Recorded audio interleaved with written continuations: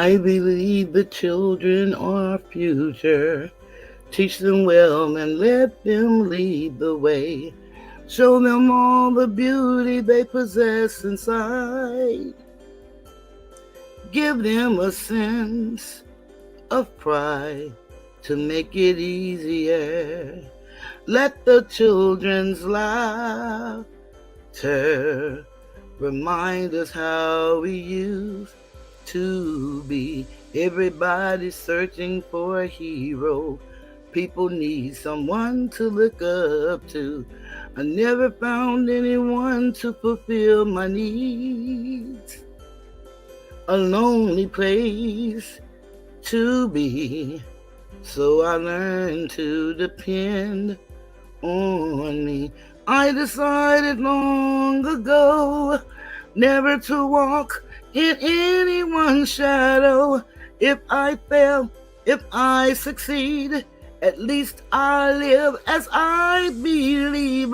No matter what they take from me, they can't take away my dignity. Because the greatest love of all is happening to me. I found the greatest love of all inside of me. The greatest love of all is easy to achieve.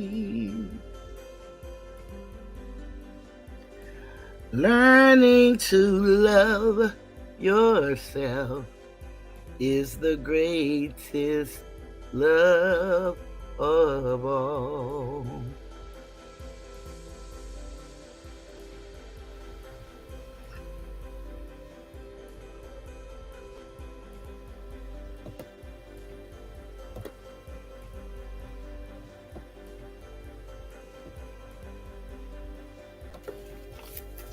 In a mother's love, you will find everything. Everything's alright. To a mother's love, you are bound. You can rest on sacred ground. You are free to dream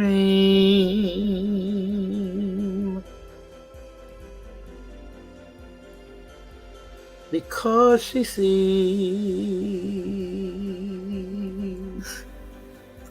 what you can be.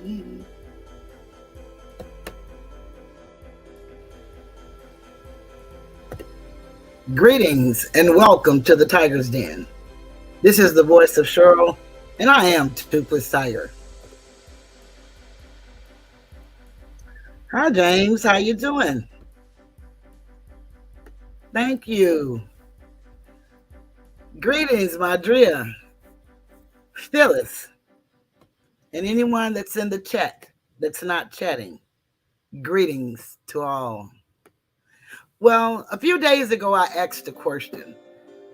And the question was, where do we go from here? If you recall, the sign had confused, unsure, unclear, perplexed. Well, I took those directions and decided for myself that we can go nowhere but up. But before we make it to the top, we've got to go inside. This video is named Healing the Womb Man Inside. The little boy, the little girl that's inside of us, that's crying. We can see it in the destruction of our communities. We can see it. everywhere we go. And that's all human communities. And I think sometimes we don't spend enough time getting to know ourselves. I mean, truly getting to know who you are as an individual, what you think, what difference can you make? A lot of us sought education, got a good paying job, and we truly thought that was going to be the answer.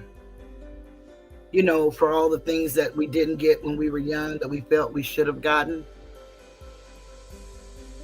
Meeting new friends that maybe we didn't have when we were growing up. Whatever the situation may be, we all come with ills. Now, I'm no psychiatrist, nor a psychologist. I'm not an attorney, nor a lawyer. I'm a woman who's lived 64 years and had many life experiences. And that's one of the reasons I came to YouTube, to share them, to enlighten, to uplift, and hopefully to get people to join in and be as open as they choose to be. I don't suggest that you discuss anything in the chat or if you should come up on the panel that you haven't dealt with and you're not really willing to discuss. But I do encourage you to let's just take a journey, a trip, and let's just look at some behaviors. Some behaviors that probably can give you a reason why your todays are like they are today. Sometimes do you just wonder why? Why is it like this? I do. I've done a lot of work. Greetings, Laura. Good to see you. I've done a lot of work on self. And some things really surprised me. One good thing I learned in my journey is that whatever I've gone through, someone else has also gone through it. So it's not like I'm alone. Even though when you're going through, you feel alone, but you're never alone. Someone else has walked that path that you're on. Many have given us a roadmap on how we can bring some semblance of peace, calmness, joy, and happiness, believe it or not, into our lives, no matter what we're going through. Greetings. So, Alicia, good to see you. Because we all have like experiences. Perhaps, you were reared by a single parent, maybe a two-parent home. Maybe it was happy, maybe not so happy. I've met so many young people that don't have a recollection of their younger days. And then you wonder, what is that? What caused a young person? You look at yourself and say, okay, well, I might have forgot some stuff, I'm up in age. But it saddens me when you talk to young people and they don't have a recall of a childhood, good or bad. We are protected by our minds. And it's all just basic psychology. And that's why I say I'm not a psychiatrist or a psychologist, but I've read books. I've read a lot of self-help books. I've read other people's stories. And I've had relationships in all walks of life. Some people who have had it good,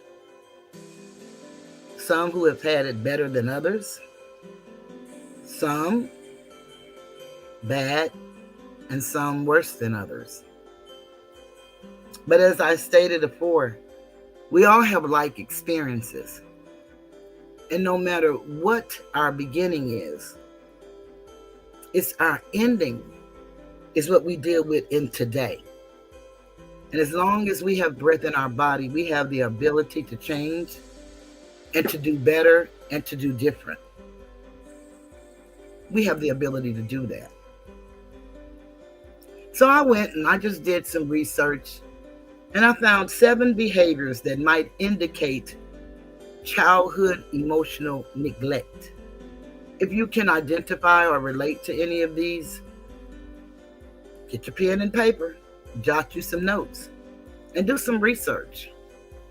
And I tell you, we're in the information age. We're not going back. It's good to be able to go to the library and check out books, but you can even do that at home now. You can even do it digitally, where you can get the digital book. You don't actually have to have the physical book. But it's always good to have a library with physical books in them on different topics. You know, we rarely read books anymore, but they are used to help you break the monotony in your life or the craziness, whichever you think you are, wherever you think you are in the stage of life. Reading really helps. It's a personal thing, and it's really self-care, believe it or not, because you're spending time with yourself and you're developing thought processes. You're learning new words for communication purposes. It kind of helps you know how to be socially, because we are social beings. Some of us like to stay at home and do nothing, but in different stages of our lives, we want to go and see things, be seen, have fun. And sometimes we're in a crowd of people having supposedly the time of our lives, but we feel all alone and seem like we just can't get into the atmosphere that's in the room. We don't know a lot about our metaphysical bodies, but it's energy. Some of us have discernment, and we can read energy. And you don't have to be in the same spot with an individual to read energy.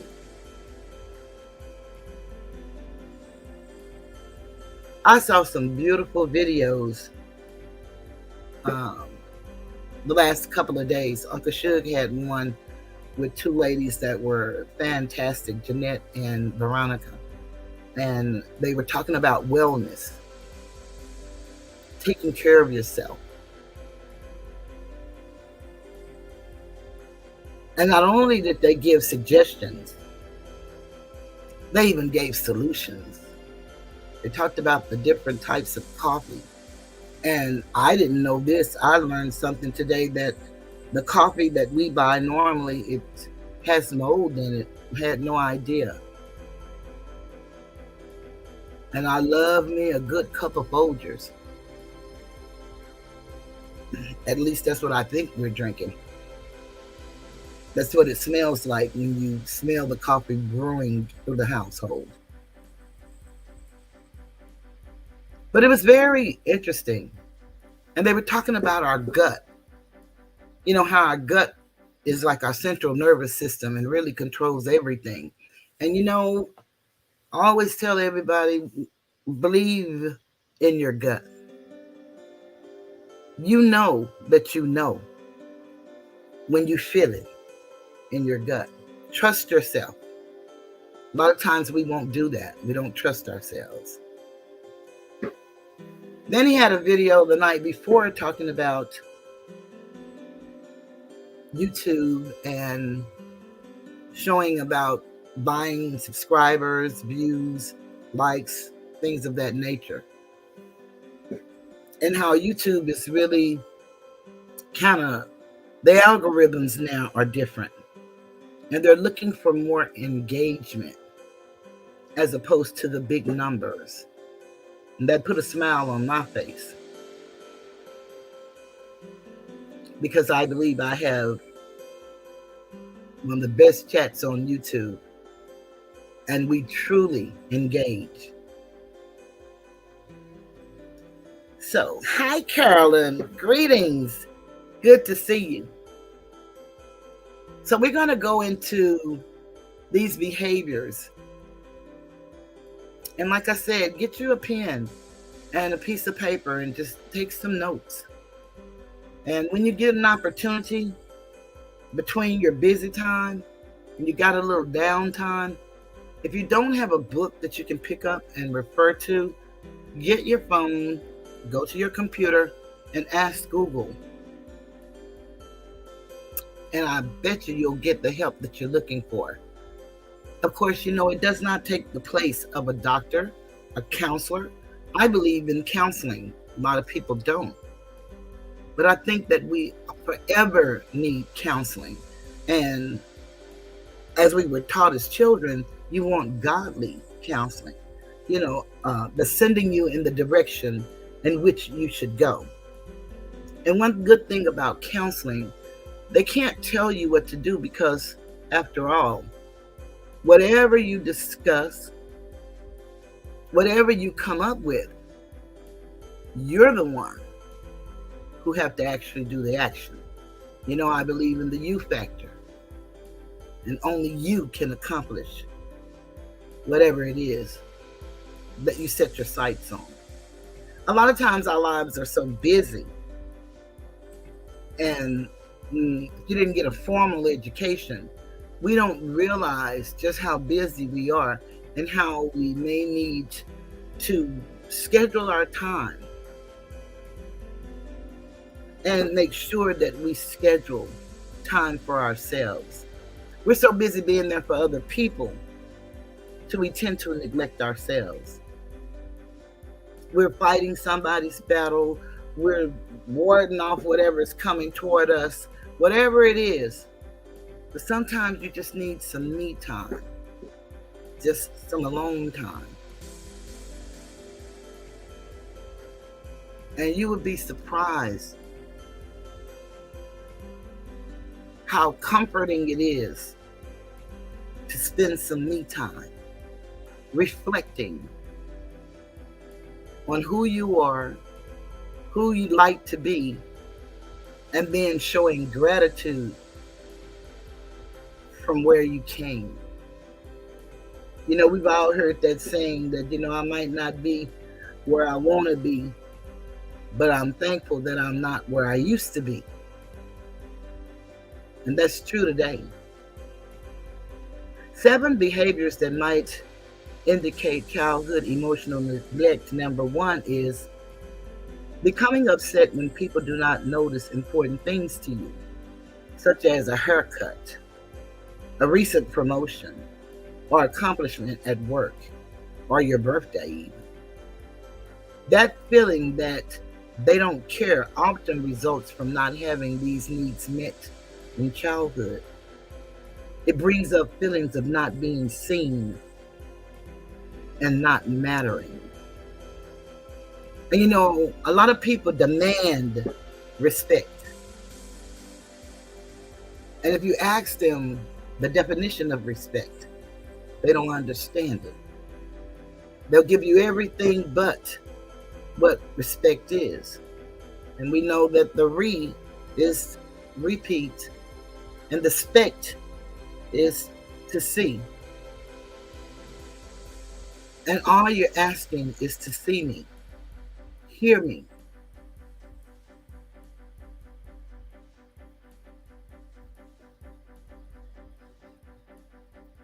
Now, it even goes on to tell you how to combat it. How to combat this. Watch that you are not concluding It must mean when someone doesn't notice something. Sometimes they did not notice my haircut means just that. They didn't notice. Or maybe they did, but they forgot to comment on it. Or did not know how you would feel if they made a comment. It does not necessarily mean they do not care or do not like you. And if you notice, whenever you have any kind of difference between you and another person, you automatically start thinking it's something that you did wrong or something you could have said better or something. You're always searching yourself and taking on feelings that perhaps shouldn't even be. Number 2, feeling left out.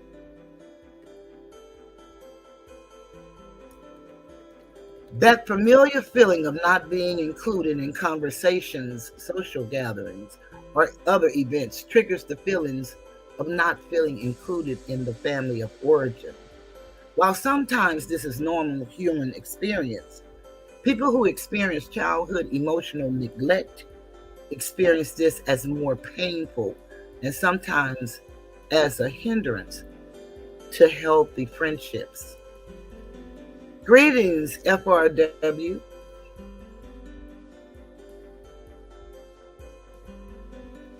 How to combat this? Focus on spending time with people who make you feel wanted and included. If you find that certain friends or family members do not include you in social events, acknowledge that feeling, name it, and call it out. This feels painful. I feel left out, etc. Then text or call someone who is available. Remember, you do not have to spend time with someone just because they are family, part of your sorority, or etc. You have the right to spend time with people who make you feel wanted and included.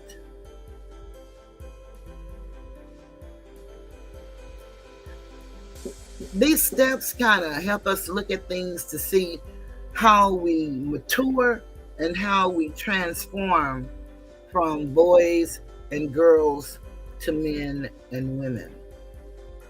Number 3, feeling the need to fix others. This can come from a history of wanting to help a parent or caregiver who may have struggled with mental illness or substance use symptoms. Children often feel a great sense of responsibility to help protect their caregivers, even if they have experienced abuse by.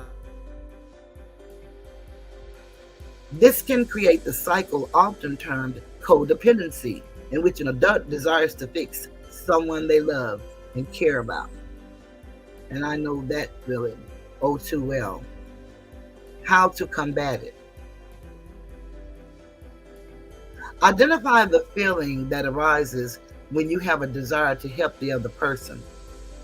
And that's something that I struggled with, is identifying feelings and being able to express them. And that's why it's always good to have they used to have these little spirals. They was kind of like a little flip spiral, and they're about yay big. They're not really that big. It's always good to have you a pen and paper at least handy where you can get your hands on it.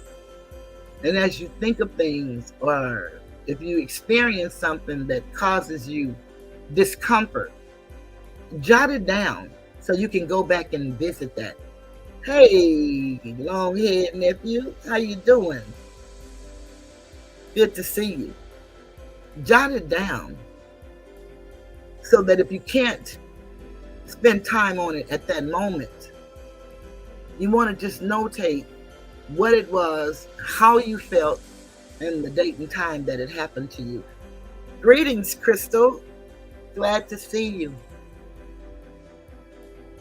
And the way that we combat this is identify the feelings that arises when you have a desire to help the other person. Is it fear, worries, or abandonment? Do you feel useful or helpful? Or perhaps that you would have more value to this person or the world if you were able to help others? Work on your boundaries, including remembering that you cannot work harder than the other person. And boundaries is really something that I see in our communities that we really don't set. And I know even in our family of origin, we used to, when we were growing up and we all, kind of moved away and got our own place to live, we always would just go over each other's house. We didn't even think or found it an insult if we would say to consider that perhaps your sibling could be involved in doing something else, maybe not even at home. We never even considered that. We just considered we were brother and sister, and if we was over by your way or if we decided we want to see you, we just popped up. You learn as you mature that that's not realistic because people have lives and they have their own families, and you don't know where they are in the course of a day. So it's just a common courtesy, and it's called boundaries. And most of us, we get our feelings hurt. It's a quote that I had on my community wall. And so, Alicia, I know you remember this quote pretty well, but a lot of times we hurt our own feelings because we think that we mean something to people that we don't. And I'm paraphrasing because I don't recall exactly what it said, but that's the gist of what it was saying. And so when we find out that maybe we are not as important to them as we've made them important to us, then we start feeling some type of way. And we need to know how to handle and deal with those emotions, those feelings, because they're real, although they don't have to have true justification, but they are real and you do feel them. Yeah, I know you had it, and let me just put that up there because that's a powerful statement. We often hurt our own feelings by thinking we mean more to people than we really do. That's a powerful, powerful statement.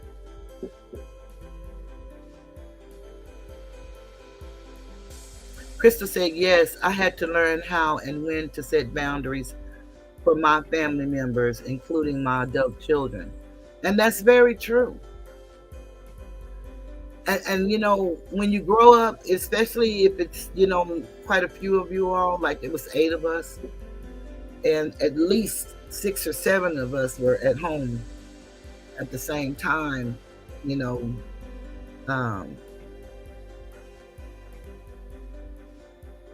just don't even think about boundaries. You don't even think about it. It's just that that's my sister, that's my brother, that's the way it is. Now, even with calling, with proper etiquette and teaching, tells you at certain times of night you don't call people after a certain hour unless you have that relationship established. That, you can call me anytime. Or I know that you work this time, so I know that you may be available that time, and I know that you may be up. And so, yeah, give me a call or whatever. And it's something as little and minute as that could be something blown all out of proportion, because a lot of time we don't communicate with the people that we love the most in a loving way. We're more kind and loving and friendly with strangers or friends than we are the people in our own homes, the ones who need us the most. Because as we recall, charity begins at home and spreads abroad. A lot of us tend to get that backwards, and we show everybody charity, respect, courtesies that we wouldn't even show the people that we love at home.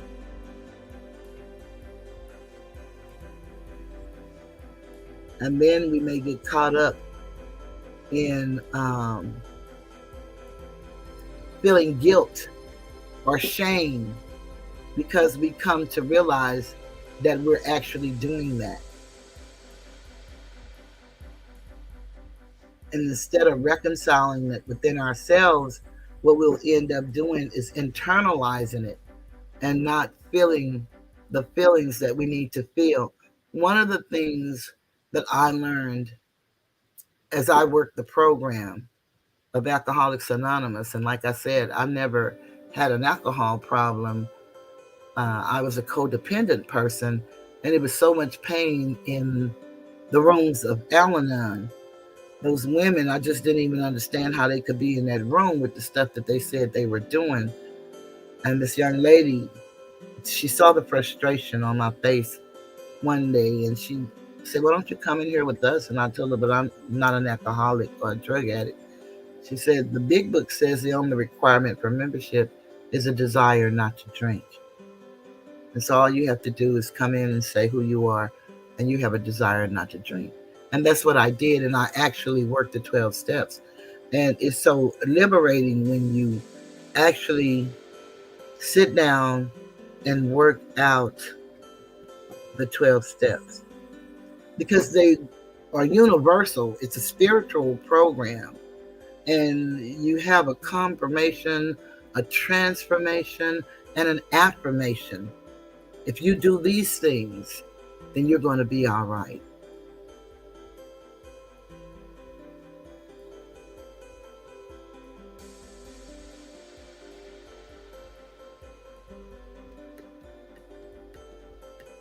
Okay, number 4, comparing self to others constantly. That's a no-no. Some of this is a normal part of being a human, especially if you are young.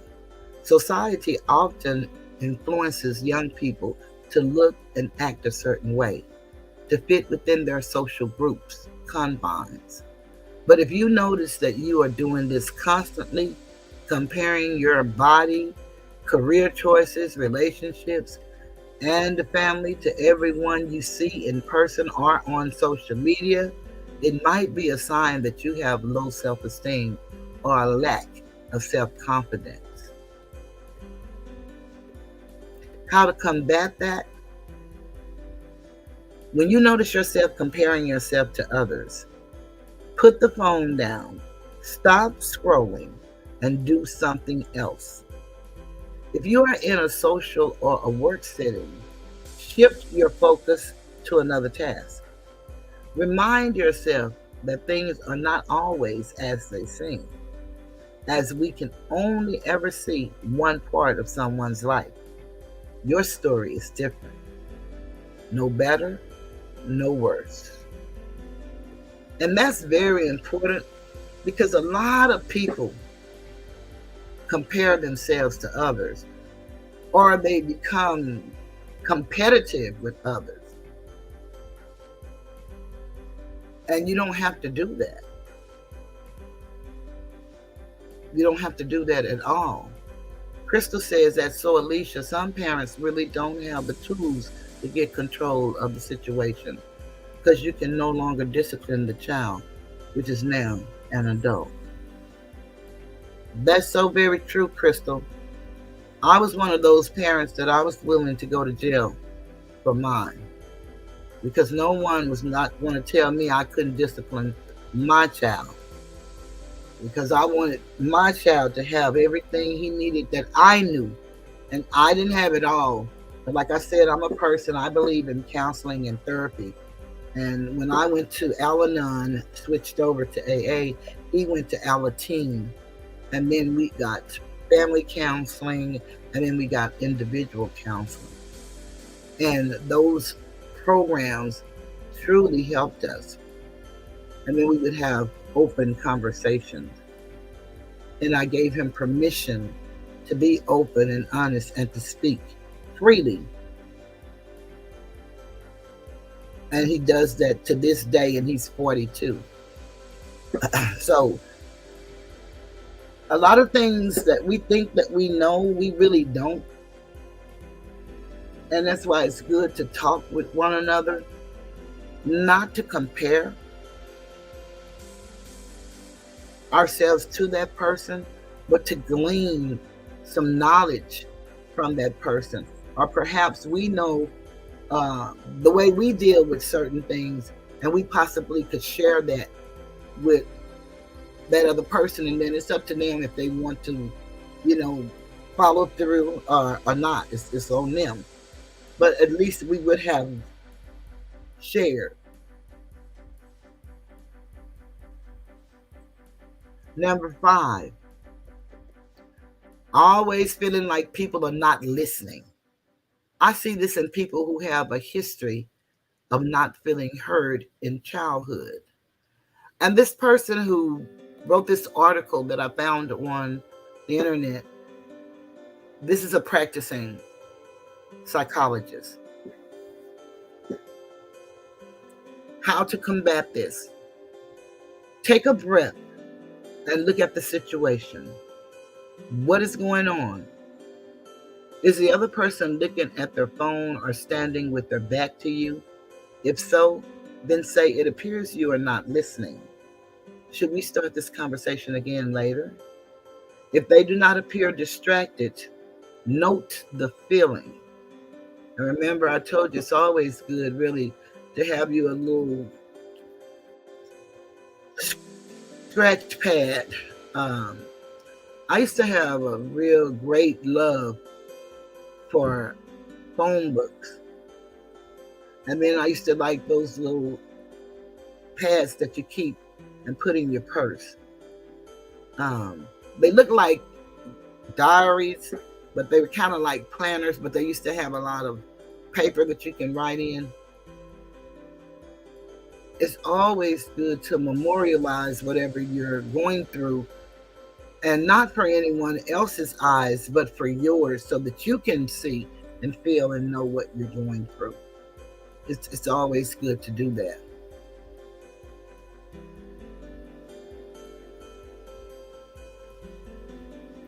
How to combat it? At the end, she says, if they do not appear distracted, note the feeling. Explore it in therapy if it becomes bothersome. And therapy is something that I really recommend to adults, because we have so much going on in our lives. And one of the things I learned on my journey is that some things you might not want to tell someone that you talk to all the time, because we as humans, we have a habit of, when we get angry with one another, we say some of the most cruelest things to each other, things that we've said because I shared it with you.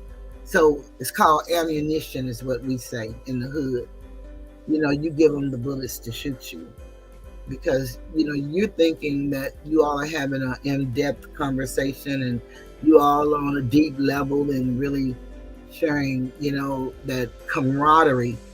And it is like that at that moment, but at any point in time when things go bad, then that seems to be the very thing that they bring back up when you're feeling the most vulnerable. Number 6, feeling the need to over-explain yourself or make excuses for feelings. This is often seen when one feels like others are not listening, but not always. If children are raised in environments where emotions or feelings were shamed or led to punishment, they grow up with the message that certain feelings or experiences are bad. Many people who do not feel heard in childhood tend to over-explain due to a history of not feeling believed. This is also often seen in people who were constantly blamed in childhood or frequently in trouble. The desire to over-explain is a defense mechanism used to keep them out of trouble.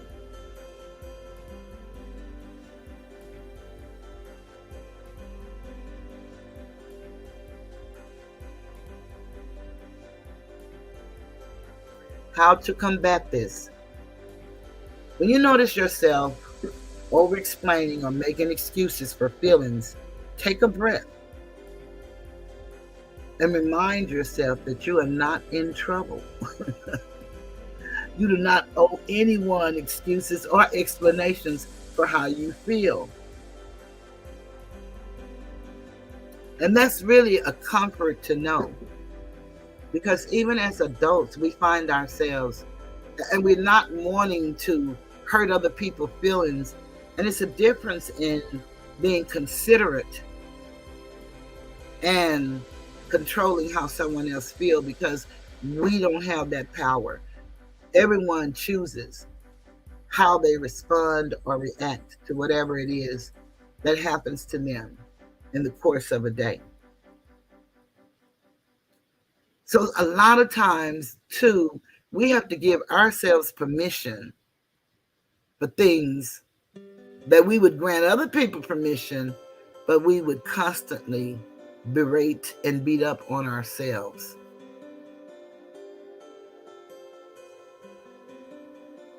Number 7, disordered eating or substance overuse.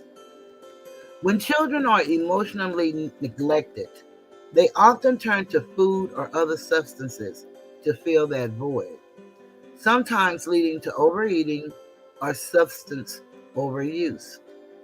How to combat this? Notice when you reach for food or substances. What are you feeling? Are you bored? Feeling empty? Working with a therapist specializing in disorder eating or substance use will help increase your self-awareness and understanding if you are self-medicating. Many people have been able to develop healthier coping skills while improving eating and substance use through therapy.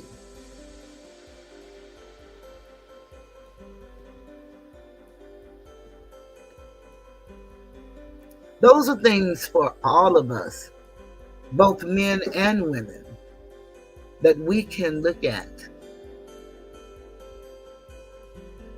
and we can do something about.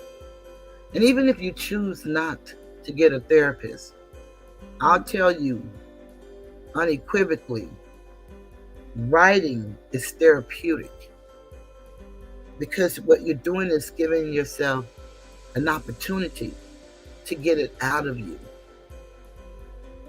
See, things that we don't deal with from the outset of whatever it is, we end up internalizing it, and it eats away at us. And then it causes us to react or respond in ways we probably wouldn't have had we dealt with whatever it was. A lot of times I had misplaced anger, and I never could really show anger toward the person that I was angry with. And then a lot of that, you turn the anger on yourself. We do so much damage to ourselves by over criticizing ourselves, beating ourselves up on what we think is a failure. But it could be the step that we needed to get to the next step. Because, the ladder is one step at a time. Staircase, one step at a time. Although we do see children and some adults skip 3 and 4 steps. They can take that leap and that reach. But, we got to learn to go through the process, because that's what life is. We're forever learning. And what we want to do is come away with having the knowledge of the truth of whatever we're trying to learn. If you're a single parent and you have sons, this is a thing that helps boys grow to men. You teach your sons taking responsibility, Real men understand the importance of taking responsibility for their actions and decisions. They don't make excuses or blame others for their circumstances. Instead, they own up to their mistakes, learn from them, and strive to do better. Number 2, developing self-discipline. Self-discipline is the best friend that we need to introduce our sons to. And of course, we teach our daughters self-discipline as well. But remember, we're going from boys to men. And I know many people say that we can't teach a boy how to be a man, and we can't as a woman in its physicality. But see, there is a feminine and a masculine side, so we can teach our sons how to be better men. We can't teach them the things that the father presence, the male presence bring. We can't give them that. But we give them what we give them, and that's nurturing, hugs, lap time, praise, discipline. But what we want to impress upon them, because their way is so hard in society, we want to impress upon them self-discipline. It could save your life. And it goes, developing self-discipline. Men cultivate self-discipline in all areas of life. They set goals, create effective routines, and stick to them.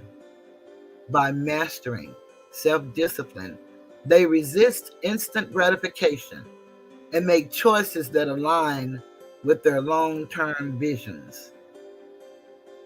Number 3, seeking continuous growth. Men are committed to personal growth and lifelong learning. They actively seek new knowledge, skills, and experiences. They embrace challenges, step out of their comfort zones, and constantly push themselves to improve in all aspects of life. That's going from a boy to a man. And we have to allow them to nurture the little one inside of them. That's where a lot of us miss the mark, because we don't, as an adult, revisit the little girl or the little boy that's inside of us, that's crying out for help.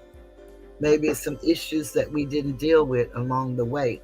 We may have just suppressed them, or we kept ourselves so busy so we wouldn't think about them. But there is a reckoning day. And if you don't deal with whatever those issues are, then those issues will deal with you. And you'll find yourself in situations that you didn't anticipate being in. It's very important when you're loving yourself. It is written that it's not what goes in the body that defiles the body, and that's defiled, but it's what comes out. Because what's inside of you comes from your heart.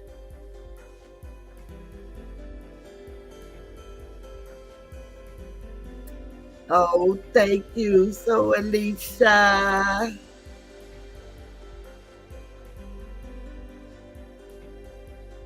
I just love you. So let me just do this here. Let's just thank So Alicia. And drop the tigers if you see the tigers. Drop the tigers.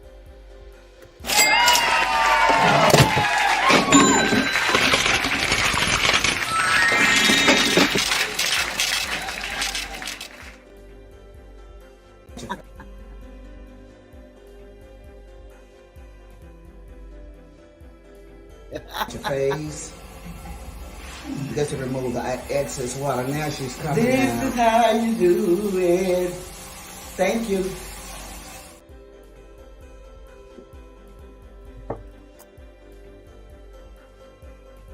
Okay.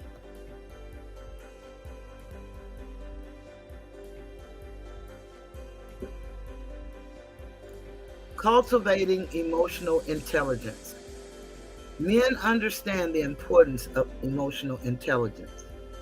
They develop self-awareness, regulate their emotions, and empathize with others.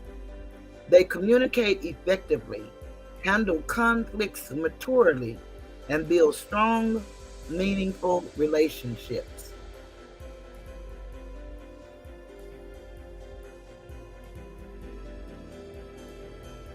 Okay.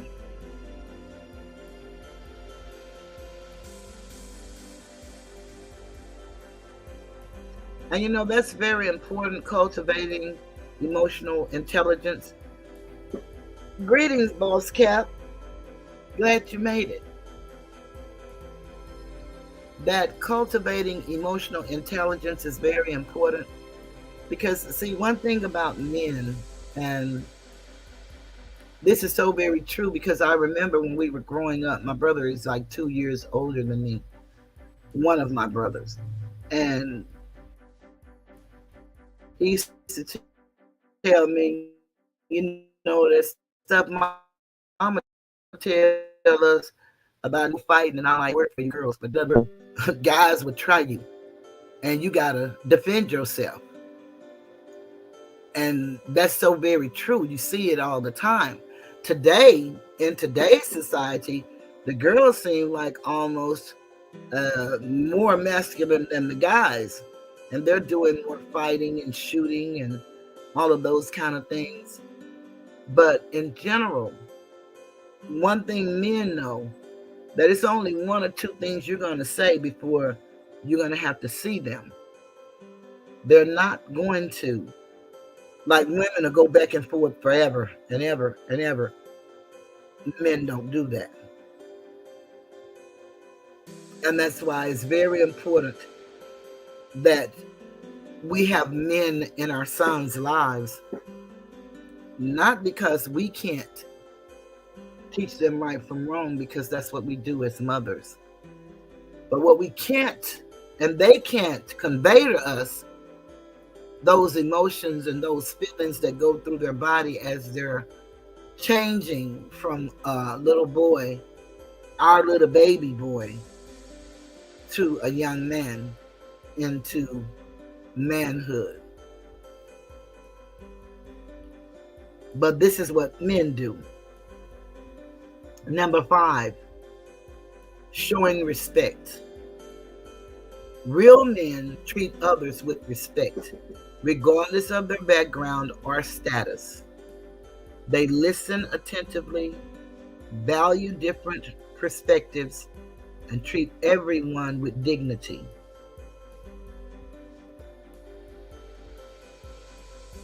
They understand that respect is earned through actions, not demand. And I think that's what people really need to learn about respect. A lot of people say, I'm going to make you respect me. No, it's earned. And if you have to make someone respect you, then it's not worth having. You need to move on from that person. Number 6, practicing integrity. Men uphold high moral and ethical standards. They act with honesty, honor, integrity in their personal and professional lives. They value trust and are true to their word, consistently aligning their actions with their values and their principles. I swear it sounds like I messed up that word, values. Number 7, embracing leadership. Men embrace leadership in their lives. They take initiative, make decisions, and inspire others to reach their full potential. They lead by example, empower those around them, and contribute positively to their family, community, and workplace. And so often our sons don't get to see what men really bring and give them the value that they need.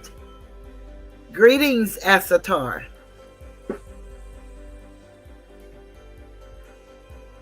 Oh, that's beautiful.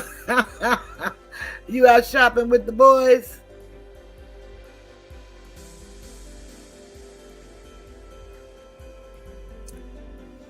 It's something about getting to know yourself and being one with yourself, truly loving and embracing yourself. There are 8 C's of the self. And I just went over different Google searches and found the information I thought that would be interesting to share. Because remember, we're moving up. Number 1, calmness. The ability to deal with triggers in a much less reactive way. This is 8 C's of the self. Number 2, curiosity. Living your life with a sense of wonder. Number 3, compassion. Being open-hearted toward others while also giving them room to tap into their own self. Number 4, clarity. Viewing the world without being trapped by emotions, beliefs, and fears. Number 5, connectedness. Recognizing that you are part of a larger whole community and culture, etc. Number 6, creativity. Tapping into your imagination to express yourself and solve problems. Number 7, standing up to threats and showing a willingness to pursue your goals. And number 8, confidence. No longer being at the mercy of past traumas when it comes to believing in yourself.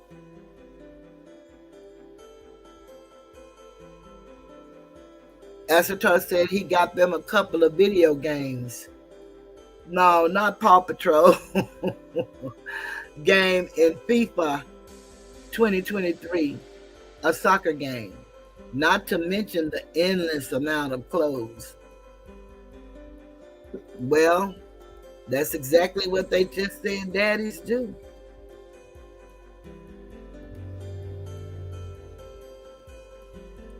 So you are truly a living example for your boys.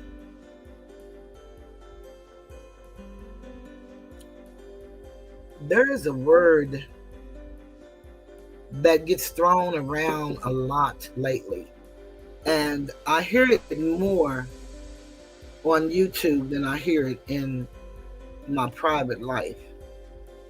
But it's they'll say this person is a narcissist, or you're just a narcissist, or whatever the situation may be. So I thought I'd deal with that issue. People with narcissistic personality disorder usually don't change. So keep that in mind. Even if you learn to manage your relationship better, it probably won't ever be a healthy relationship. That's how we're starting out, with a bang. Expecting them to see your point of view. Narcissists don't like to admit when they're wrong, or that they're unlovable. They don't want to admit that they are unlovable. They didn't say they didn't know it. They said they don't like to admit it. The basics in narcissism. The word narcissist is thrown around a lot, but what does it really mean?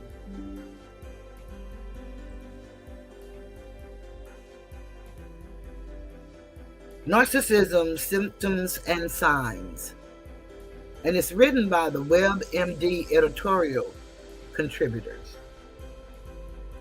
Medically reviewed by Jabin Begum, MD, on March 30th, 2023. Types of narcissism, signs of narcissism, how to deal with a narcissist. And here we go. Narcissism is extreme self-involvement to the degree that it makes a person ignore the needs of those around them. While everyone may show occasional narcissistic behavior, true narcissists frequently disregard others or their feelings. They also do not understand the effect that their behavior has on other people. It's important to note that narcissism is a trait, but it can also be a part of a larger personality disorder. Not every narcissist has narcissistic personality disorder, as narcissism is a spectrum. People who are at the highest end of the spectrum are those that are classified as NPD, but others, still with narcissistic traits, may fall on the lower end of the narcissistic spectrum. The cause of narcissism isn't known, but it can be linked to your environment. Your parents may have given you either too much adoration or too much criticism that didn't match your actual experiences and achievements. Genetics. Narcissism may be linked to your inherited characteristics, including certain personality traits. Neurobiology. This is the connection between your brain, behavior, and thinking. People who show signs of narcissism can often be very charming and charismatic. They often don't show negative behavior right away, especially in relationships. People who show narcissism often like to surround themselves with people who feed into their ego. They build relationships to reinforce their ideas about themselves, even if these relationships are superficial. Greetings, Izetta. Glad you're here. I want to thank everybody for hitting the like button. I greatly appreciate it. Types of narcissism. There are two types of narcissism that narcissistic behavior can fall under. The two types can have common traits but come from different childhood experiences. The two types also dictate the different ways people will behave in relationships. Grandiose narcissism. People with this behavior were most likely treated as if they were superior or above others during childhood. These expectations can follow them as they become adults. They tend to brag and be elitist. Those with grandiose narcissism are aggressive, dominant, and exaggerate their importance. They are very self-confident and aren't sensitive. Vulnerable narcissism. This behavior is usually the result of childhood neglect or abuse. People with this behavior are much more sensitive. Narcissistic behavior helps to protect them against feeling inadequate. Even though they go between feeling inferior and superior to others, they feel offended or anxious when others don't treat them as if they're special. Signs of narcissism. Narcissism is still being studied and explored, since many narcissists and people with narcissistic personality disorder don't seek treatment. But there are some common traits of people with narcissistic behavior that you may be able to spot. Sense of entitlement. A common sign of people with narcissism is the belief that they are superior to others and deserve special treatment. They believe that others should be obedient to their wishes and that the rules don't apply to them. Manipulative behavior. Greetings, chosen to be blessed. Manipulative behavior. Another common trait of narcissism is manipulative or controlling behavior. A narcissist will at first try to please you and impress you, but eventually their own needs will always come first. When relating to other people, narcissists will try to keep people at a certain distance in order to maintain control. They may even exploit others to gain something for themselves. Need for admiration.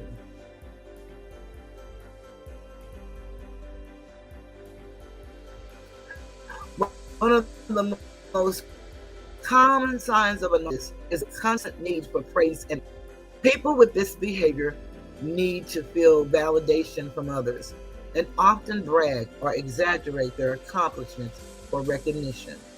They also like to feel appreciated to boost their ego. Lack of empathy. Lack of empathy is another sign of narcissism. This means that the narcissist is unwilling or unable to empathize with the needs, wants, or feelings of other people. This also makes it difficult for them to take responsibility for their own behavior. Don't feel bad, so Alicia, I'm not computer savvy either. Arrogance. People with narcissistic behavior already see themselves as superior to others, so they may become rude or abusive when they don't receive the treatment they think they deserve. While they hold themselves superior, they may speak or act rudely toward those that they deem are inferior. Other signs include a sense of self-importance, exaggerating their achievements and talents, a preoccupation with fantasies of success, power, or brilliance, a belief that they're more special or unique than others and should only associate with other high-status people, envy of others, or the belief that others are envious of them, insisting they have the best of everything, feeling they deserve privileges and special treatment.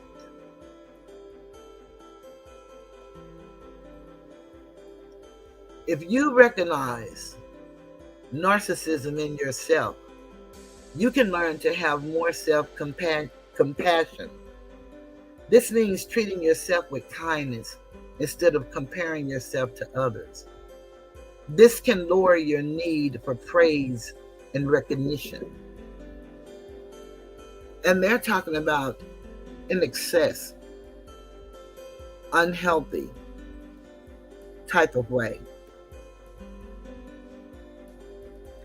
And the last that I have, one moment please.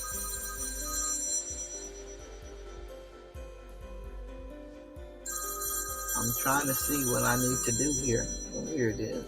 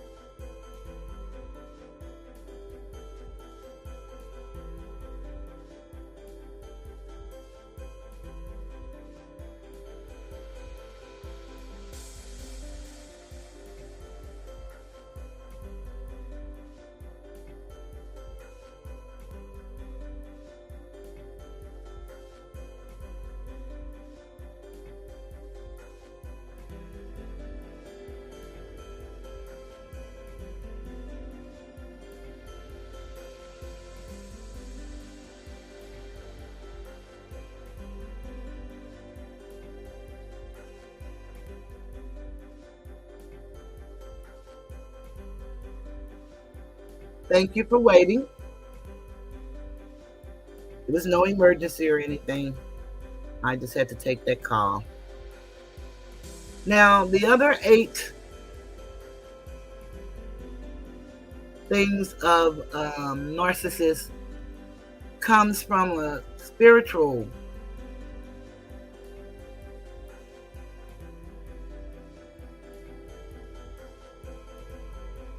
website. And what they say is, and this is their belief and what they wrote, these are the 8 demonic spirits behind narcissism. Why narcissists can become so evil. And so Alicia said narcissism is a disease. It can be. That's what they just said earlier. Yes, it can be. But they said they don't really know. And they don't know what causes it. And they're still studying it right now as we speak. And so Alicia said, yeah, I think we all have traits, yep, we aren't so proud of, but I'm glad to say that I'm working on me. And that's what this is all about, working on the little girl or the little boy inside of each of us.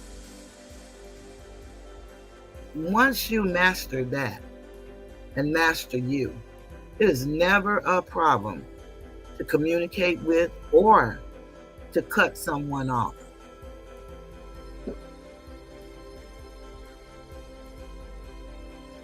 When we're not healthy in our actions, we tend to hold on to things we don't want to let go, even if it hurts us. I think it's the familiarity or the comfort zone that we find ourselves in that will not allow us to let go.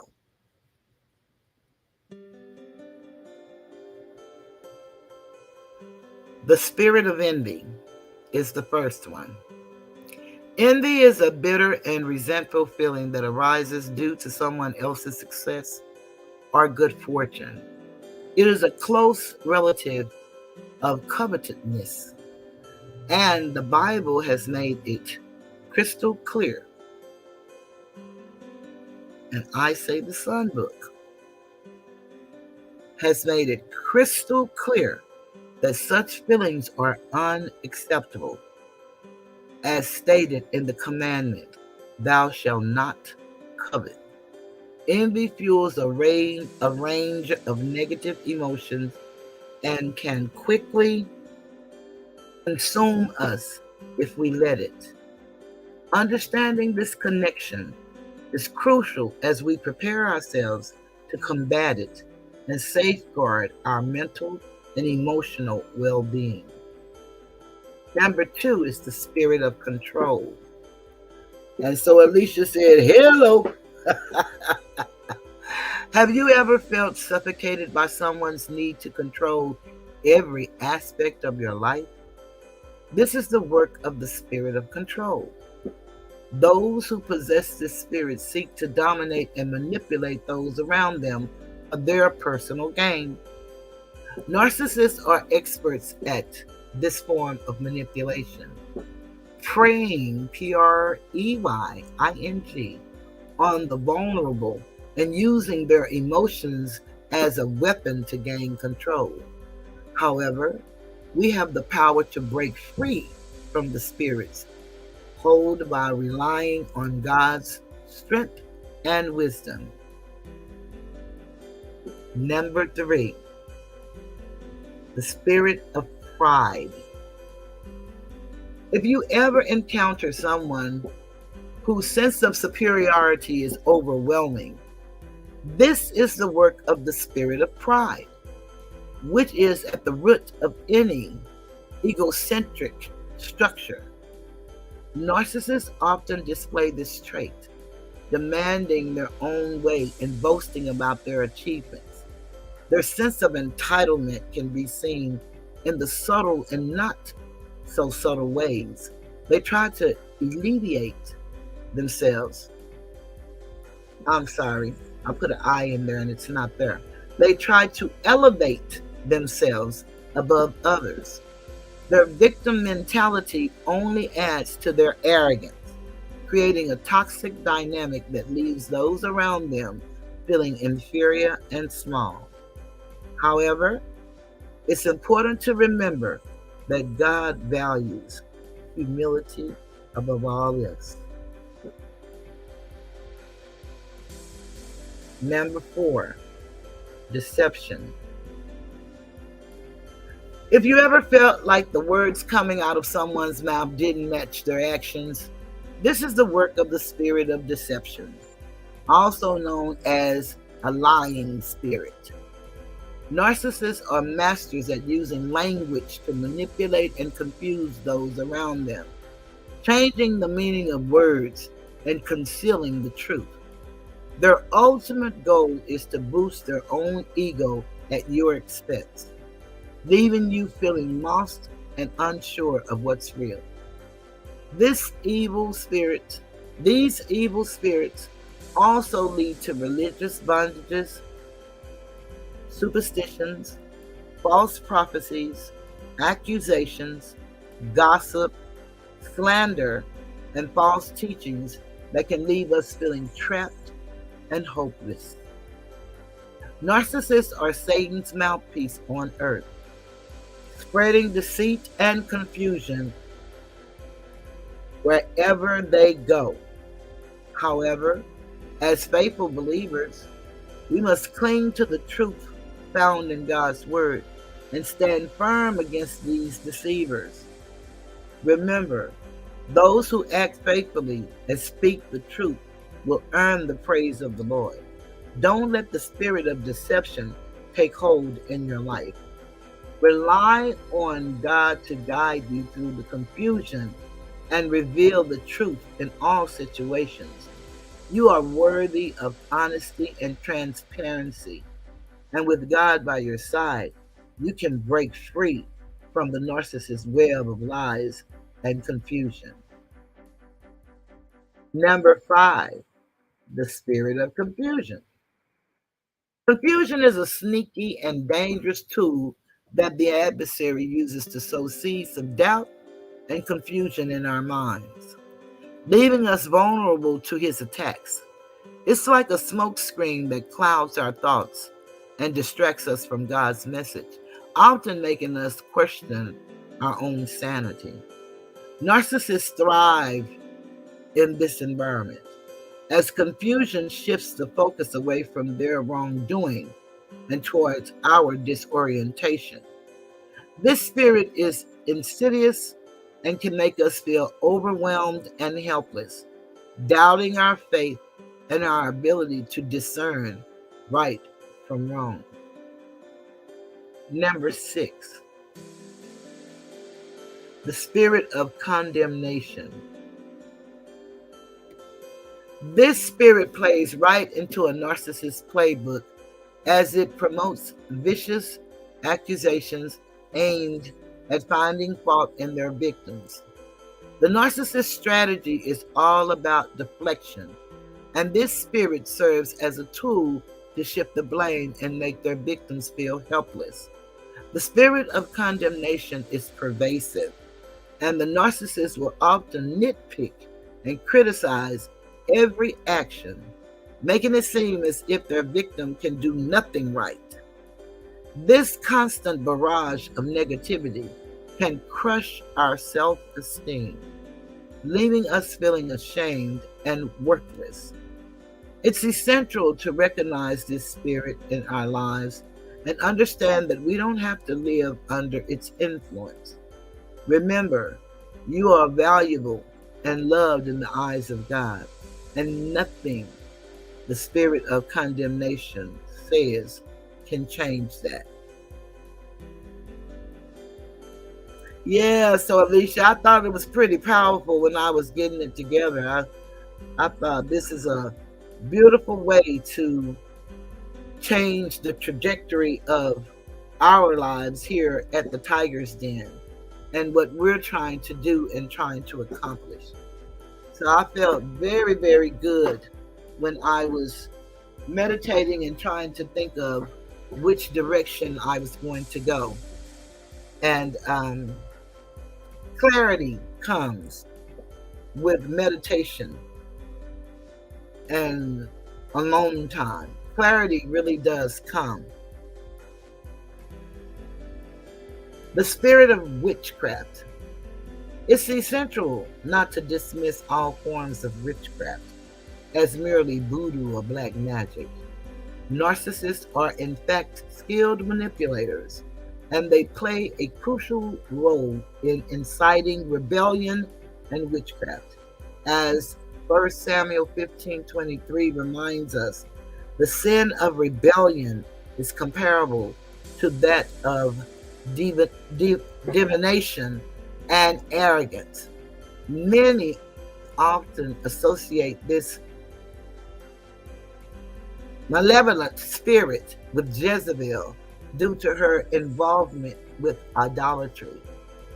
So the next time you encounter a manipulative and rebellious individual, it's imperative to remember the connection between narcissism and the spirit of witchcraft.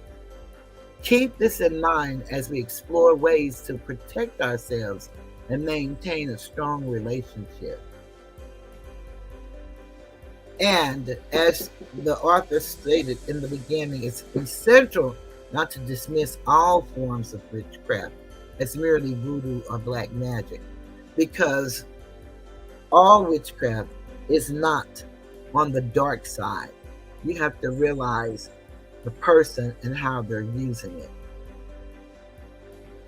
as well as voodoo. Those are ancient African spiritualities. And you can use it for the dark or for the light. And we have to be mindful of that. And of course, once you start researching, you learn to discount nothing, embrace everything, and then separate the two.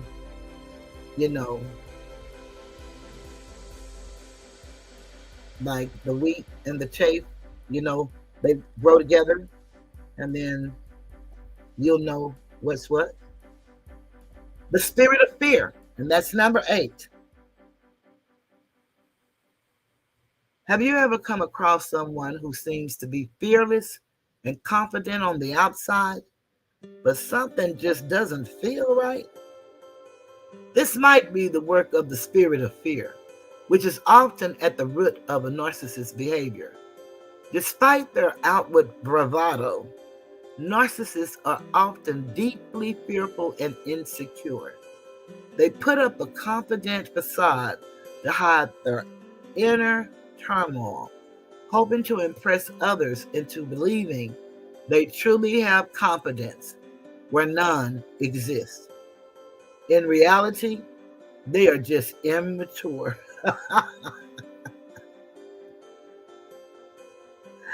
Individuals who are always seeking out vulnerable victims they can manipulate into feeling brave. So I'll read that last sentence again because it was on split pages. In reality, they are just immature individuals who are always seeking out vulnerable victims they can manipulate into feeling brave.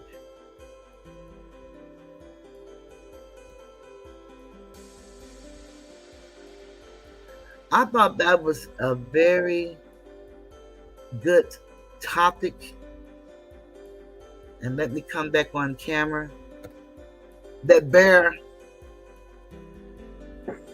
a conversation, because we see so much toxicity throughout YouTube.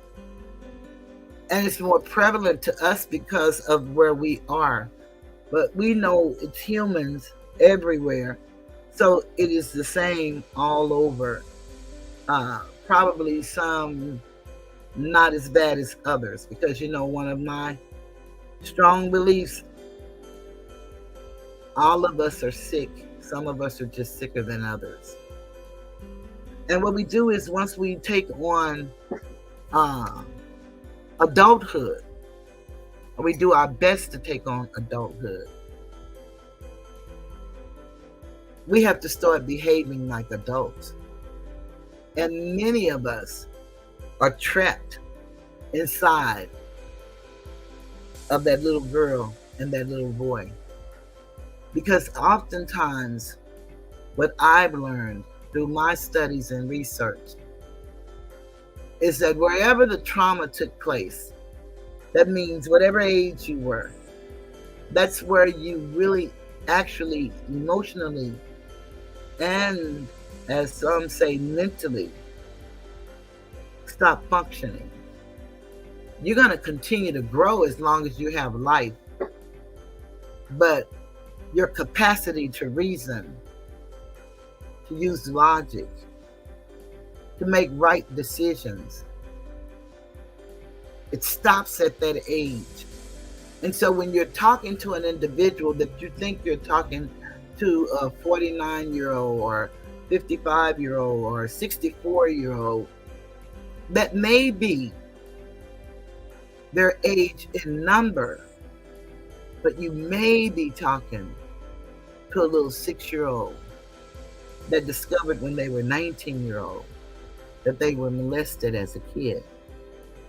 And unbeknownst to them, because the brain has a way of protecting us, they suppress those thoughts. And although they look the part, and they even act the part, they went to school, they followed the rules, they got the diploma, they started out in college, they married, they had a child, they divorced. Although all of those things happened, got some good paying jobs, it was still that little girl that adult that you met was at war with. It could be the same for the little boy, because it happens to us all. It don't just happen to little girls, it happens to little boys as well. Yeah, Crystal, we really can. And the sad part about it is that we don't have what it takes to say, I need help. Hello, Queen Regina. Glad that you're here. Glad that you're here. I'm going to email you. But what I'm saying is, we don't have what it takes when we can say, I need help, because we've been so hurt and betrayed by people that we really thought cared for us, meant something to us. And it could be your parent, it could be your teacher, it could be the pastor, it could be the neighbor, it could be your sibling, it could be whomever that you see as an authority that you trusted.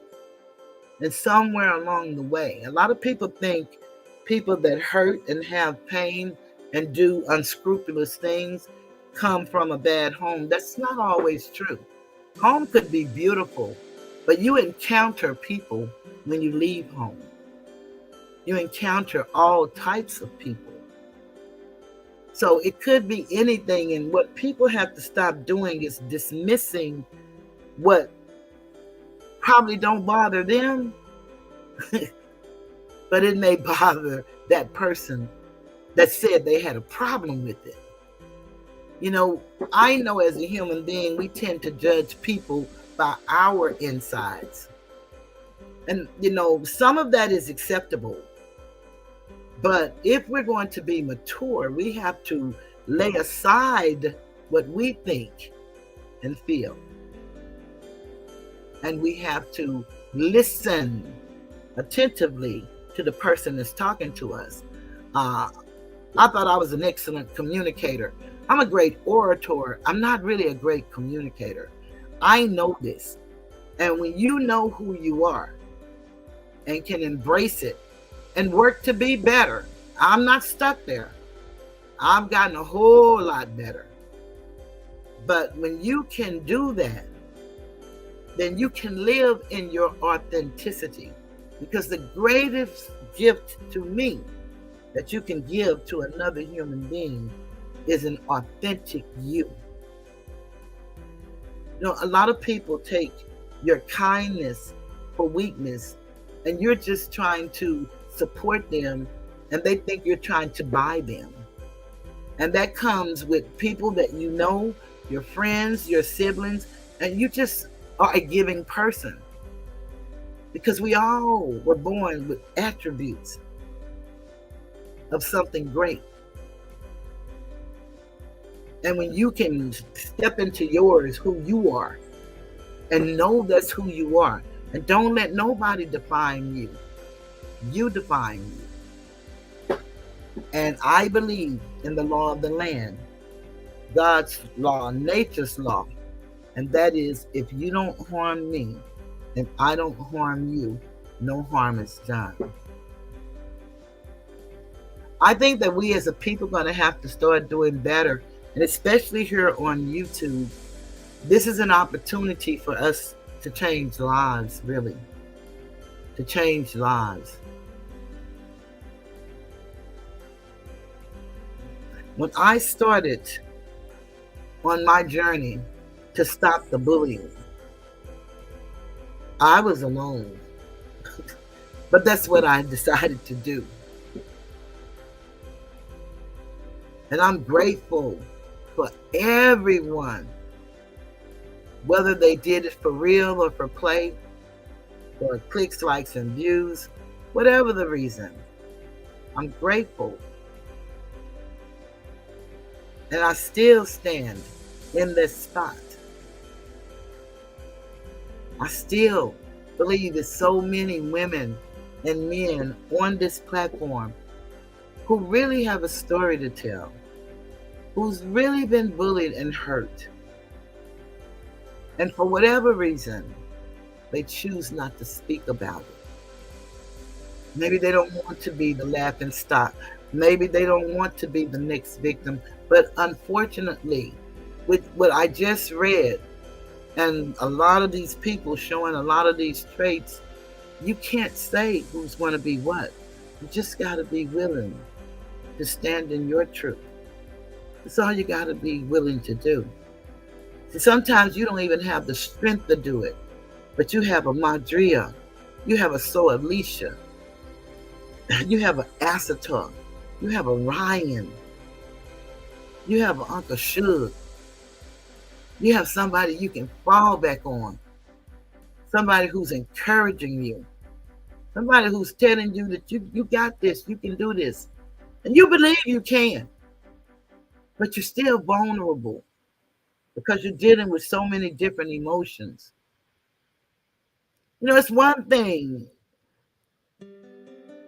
to be mistreated on a small scale, but when it's the herd, boy, that's really tough to deal with. And I've seen some no-limit soldiers out here deal with that kind of pain. And they're still thriving today.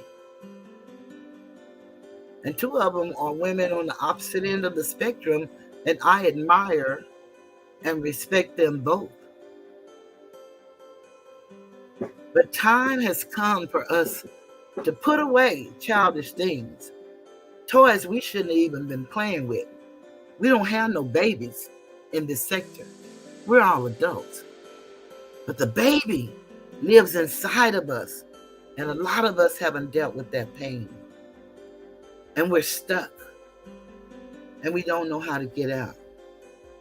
That's why we all came here looking for a way out. And when you come to know the truth, only you can deliver you out of whatever you're in. I'm not taking away whatever you believe. I'm not going there. That's not a subject for me. I'm just talking about you being the one who must do the action, because we know it is written, faith without work are dead. So we must do the work of the workman. We got to do it, no matter the pain. And if we can speak to people that have gone through something and they shared they've gone through it, and you can see them there, and they may not be all right, but to you they look like they all right, they sound like they all right. Perhaps, because what you want to learn to do is surround yourself around people who are like where you're trying to go.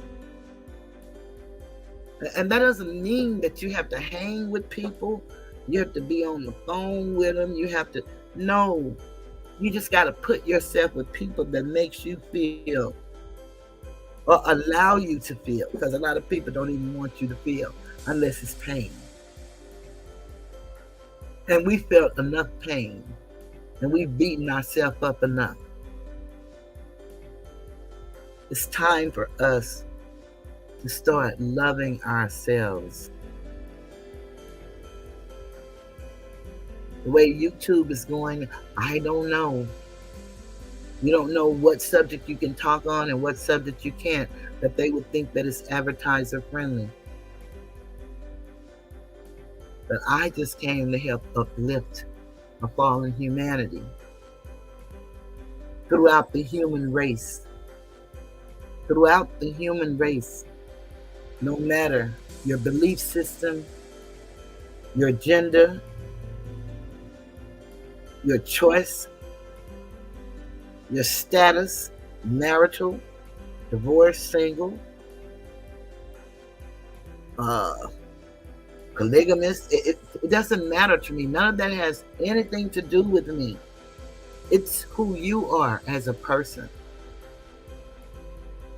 Because see, one of the things about having a child, you want to do everything in the best interest of that child.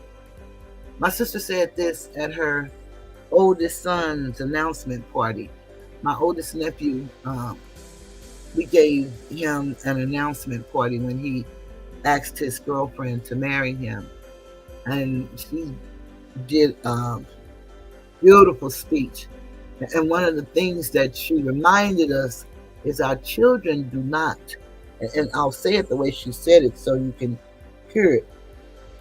And she said, our children come through you. They do not belong to you. We are the conduit that is used to bring life to this earth. We are the stewards of that life. And what we have to do is our very best. And believe it or not, some of us are doing our very best, and our best is not even good. But all we can do is our personal best, and then seek to make that best, if it's not as good as we know it should be, because we kind of know where we fall short. It's just getting from point A to point B. You know what you don't know, but you don't know how to acquire what you need to get you there. And people will enter your life as wolves in sheep's clothing. And if you don't have discernment and don't deal with yourself and work through your pain, they will devour you. You got to take responsibility. It's so beautiful to hear about health and wellness and loving yourself, but a lot of that for me is surface, and it's a place that we really need to get to. I want to get down in that part of you that you don't want nobody to know about. And I'm not saying put it out over YouTube. if you're not comfortable with talking about your life, that's beautiful, because it can get exploited and be all over the world. No, I'm talking about knowing that you're only as sick as your secrets. That's why I live a transparent life. That's why I can tell my story. And can't nobody tell it like me. I lived it. There was a conversation going on about older guys with younger girls. And my high school graduation story is one to be told. And believe it or not, my mama, she found out later because I told her. I'm going to tell her. It's nothing that I did. She might not know before, but she was going to know after. And some things I did, she knew before. Because, we all had a past and we all have a life. And all of us fall short of other people's expectations. And sometimes even our own. But I graduated in 1976, and I grew up in Oak Cliff, Texas, and we grew up in the projects. But by the time I graduated, we lived in the home that I'm in right now. And my sisters, I had two sisters that had lived in the projects with their babies. And I used to be up there in the summers. And, the people that lived over there, some of them were my age, and we went to school together. And so we were very good friends. And so for my graduation, I was the only one who graduated on that day in May. And it was either May 22nd or May 24th of 1976. I can't remember which one. But we had made these plans. One of our friends, she was a very beautiful girl. Very tall, light skinned, the kind of all the men love. Built like a Coke bottle. And at that time, I was too, but I wasn't tall. I just was small. And she actually started prostituting in about the 7th grade. And she lived with her mom. I don't know if her mom knew what she did or not, but she used to do that. And she was dating this guy, and he was from Chicago. And they had made plans that we were going to go out after my graduation to celebrate my graduation. But okay, they said we was going to wear long dresses, and I thought that was a little strange, but I said, okay. So, honey, we got our little long dresses, and, they had the halter top of this makeup, and we thought we was oh so cute. And you see, what a lot of people don't understand about clubs. Now, I was 17 years old, but if you know the club owner, then they will let you in if you with the right party. And the guy who took us to the club that night, he's a real pimp. He was her pimp. And it was she and 2 other friends. It was 4 of us. And we went to my graduation, got out, came home, and my mom allowed me to spend the night with one of the girls. And so we got dressed at her house, and baby, we was dressed to the nines. We were absolutely looking like every bit of 26 or 30, to be real honest. I used to put on Great Lash Maybelline, and I can make my eyelashes run rings around these people that's putting these cows on their eyes. I can make my eyelashes do that. And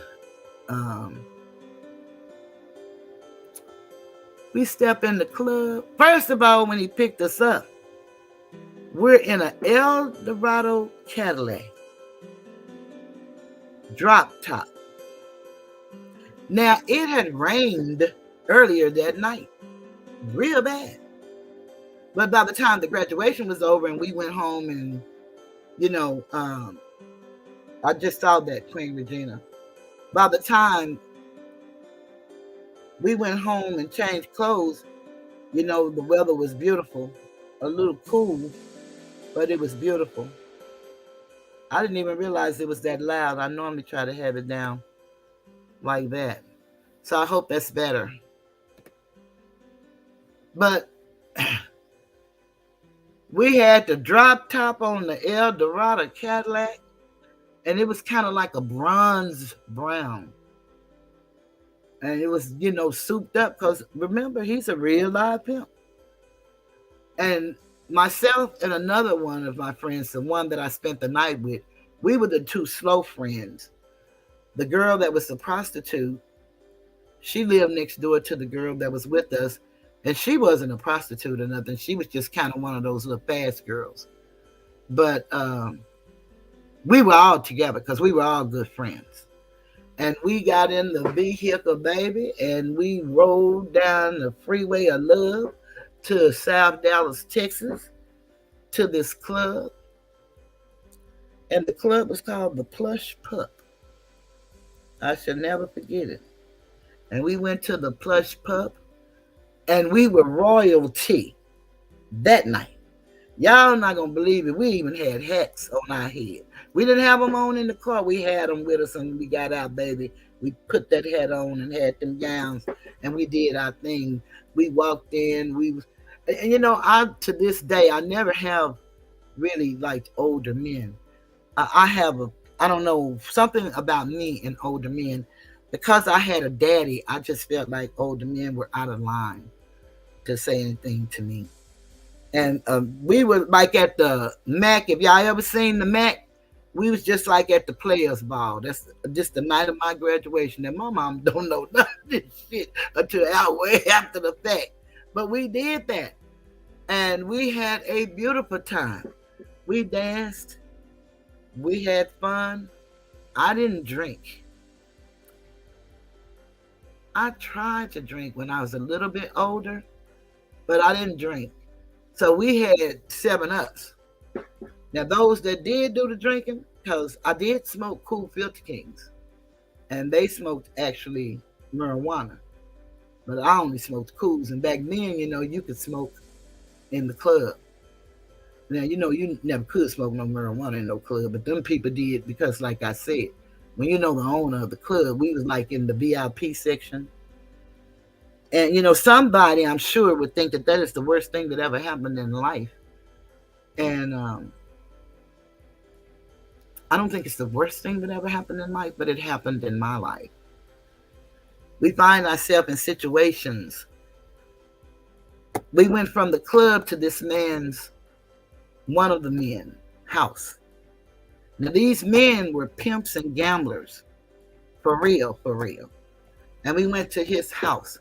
And he had a woman, but his woman was out of town. So the friend that I was spending the night with, we like very uncomfortable. The other two, they were so comfortable. They went and put the lady gowns on because she had some beautiful negligee and stuff. I'm like, oh God, they gonna get me killed, and I just graduated high school. We were so very uncomfortable till he got angry with us. He didn't cuss us out or nothing, but he took us home. And that was good enough for me. You never know what situations you can find yourself in as a kid. And it wasn't until my 18th birthday that I actually had intercourse with the man that I ended up marrying and the father of my son. And my son came 2 years, 3 years almost into our marriage. So I didn't marry because I was pregnant. I thought we married for love. That's what I thought. But again,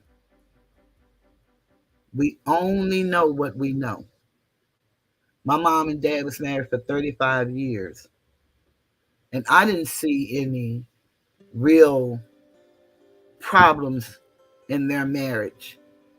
But I do know my dad used to go off sometimes and be gone for I don't know how long. So that could be a problem. And so you know how you say that you're not going to get a man to do this, that, and the other. And Normally, that's the man that you end up with. That was my second husband because I was married twice, but I only had one son, and that was with my first husband. His mom and dad divorced young, and he was 2 years older than myself. We met at Bishop College, which is no longer in existence. It was a HBCU. They named it Paul Quinn after a college that used to be in Marshall, Texas. They moved it to Dallas. So, a lot of people are saying a lot of ugly and dastardly things. And I don't know any of this stuff. I can only tell you what I believe and what I don't believe. Who am I? Nobody. I just have an opinion like everybody else. And my opinion is favorable to the one that most people probably don't support. And that's fine. That's okay. This is my opinion. But what I'm about is healing because there's so much potential here in this community. I see it. That's why I envy no one. I admire people. I don't care if they like me or not. It don't matter. What they think of me is none of my business. What I think of me is everything. And I'm not going to give you any less than who I am. You're going to always get me. That's who I am. Always have been, always will be. If I lost my mind, I would lose my mind being me. Now I might turn into something else, but I would lose my mind being me. I'm going to stand for what I know or believe to be is right at all times. I'm not going to interfere in nobody else's business. I don't do that. I don't like the thought, pick and choose. If you talk to this one, you can't talk to that one. If you do this, we're not children. We're adults. We're not in elementary school. The bully can't run me. It doesn't work like that. I know that feeling. It doesn't feel good. I taught my son how to be the best of my ability. And he turned out beautiful. Beautiful. Very proud and honored to be called his mother. And certainly to call him my son. It's really sad. When I came to YouTube, I was looking for something so different. I wasn't looking for nothing from nobody. I just wanted to be able to get here and do my thing. Because I feel like I'm just that good.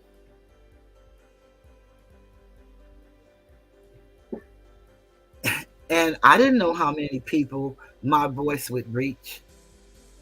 I had no idea. And it's not a good feeling.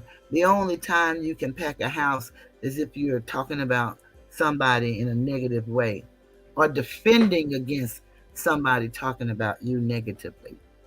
Those days are up. I have to keep going with my mission and doing what I do. Queen Regina, I really like those videos that you've been putting on. I don't know a lot about technology, and so I don't know how y'all do that and have the good music y'all have and stuff and still have a channel and stuff. I don't know how any of that works.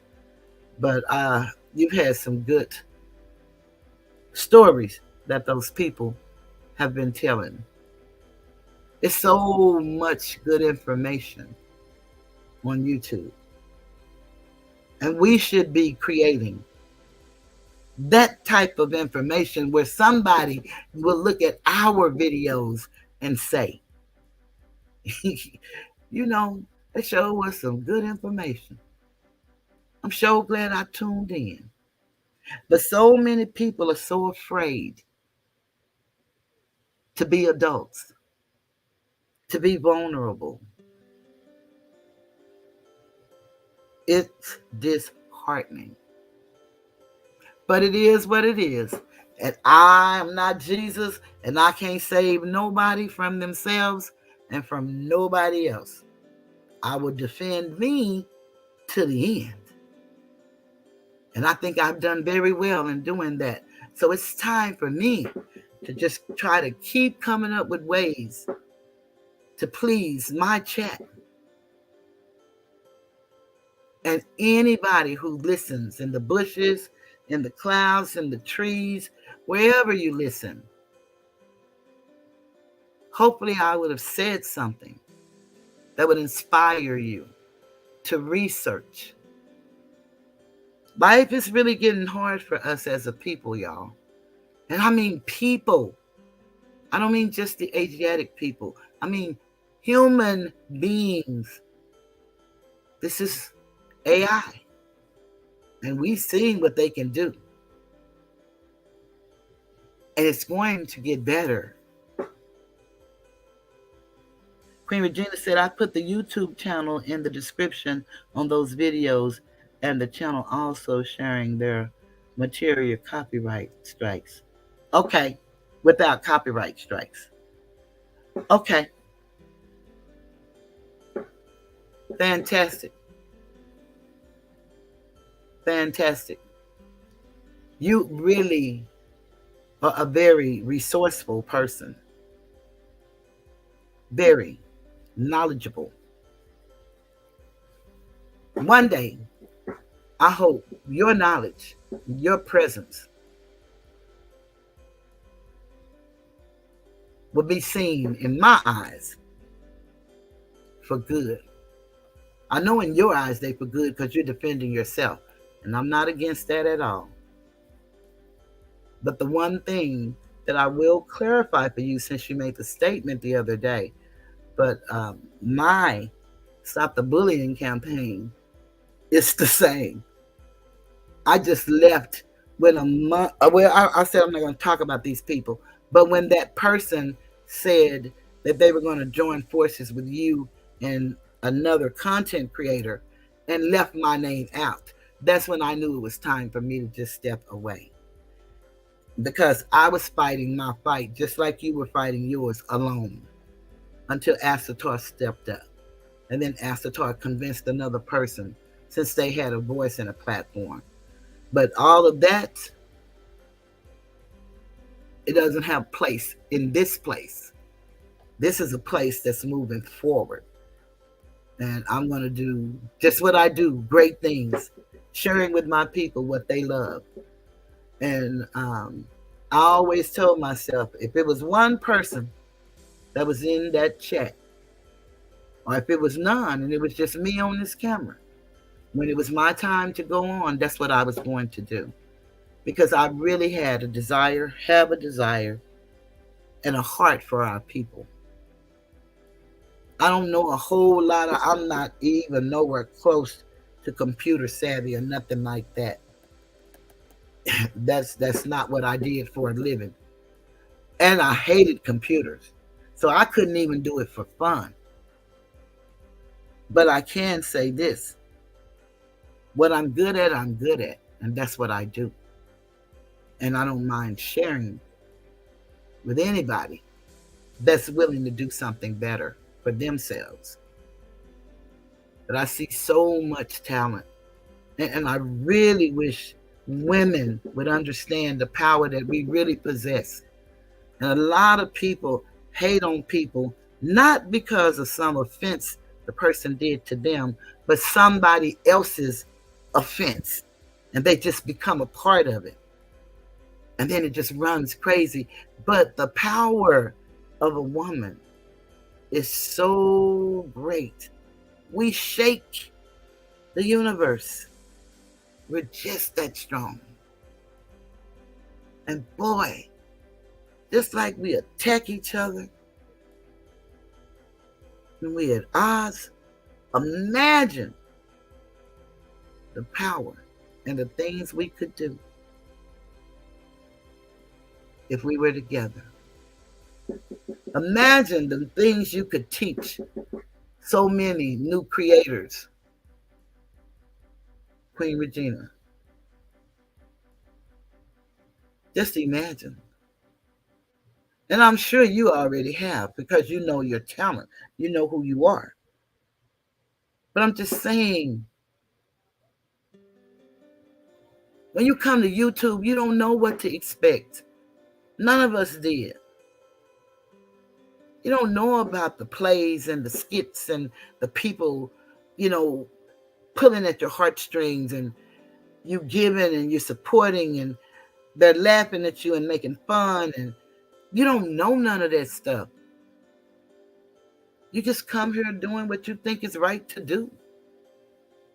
Hey, Brix, how you doing? That's what we come here doing. And naivete is not a place on these streets. You would get swallowed up. And then all these people talking about, yeah, our team. And I don't have no team. I am the team. Every time.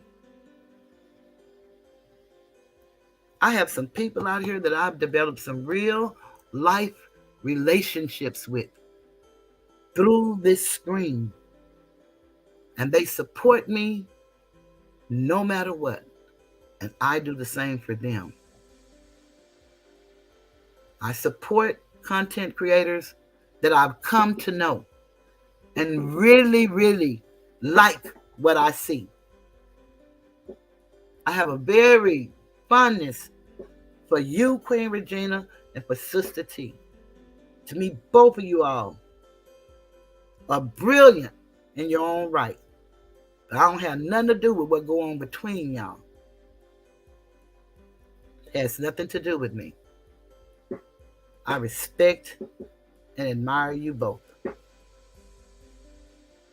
And if anybody don't like that, it's okay with me. Because I believe in to thine own self be true. I learned about the herd mentality a long time ago.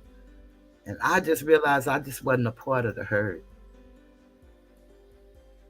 My older sister used to tell me, when you walk in the room, you command the room. And I do. And I know it. And I have. My entire life. Even after gaining all this weight. I wasn't always this way. And I ain't going to do much to change it. But I strive a little bit to do a few things a little bit different. And it has worked for me. I had no idea before giving birth to my son that I had a 3rd-degree heart block that I was born with, that I could have died in childbirth. I am such a miracle. That's why I don't worry about people. I really don't. Oh, thank you, Madria. Let me put some thank you on that. I love you.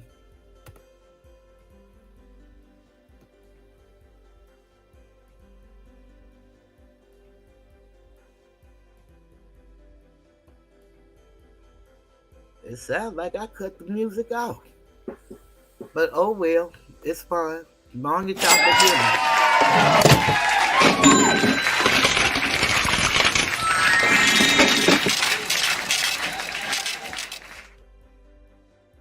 Your face. You got to remove the excess water. Now she's coming This out. is how you do it. Thank you.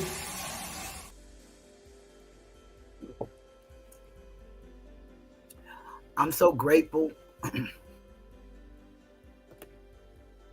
to have met those of you that I've met and have had the opportunity to get to know you for myself. And you got to know me and accepted me in my totality. Because like I said, all of us are sick. Some of us are just sicker than others. And we grew up playing the dozens. That's why I guess they thought roasting was real good. And boy, some of y'all are really good. I ain't lying. I'm pretty good myself, but I didn't come here for that, so I try not to get off into that. But boy, y'all good. Some of y'all are very good. Very good. And I really wish that we could inspire one another to continue to be good and to be great. There's some real life issues going on in this world. Some real life issues that's plaguing all communities.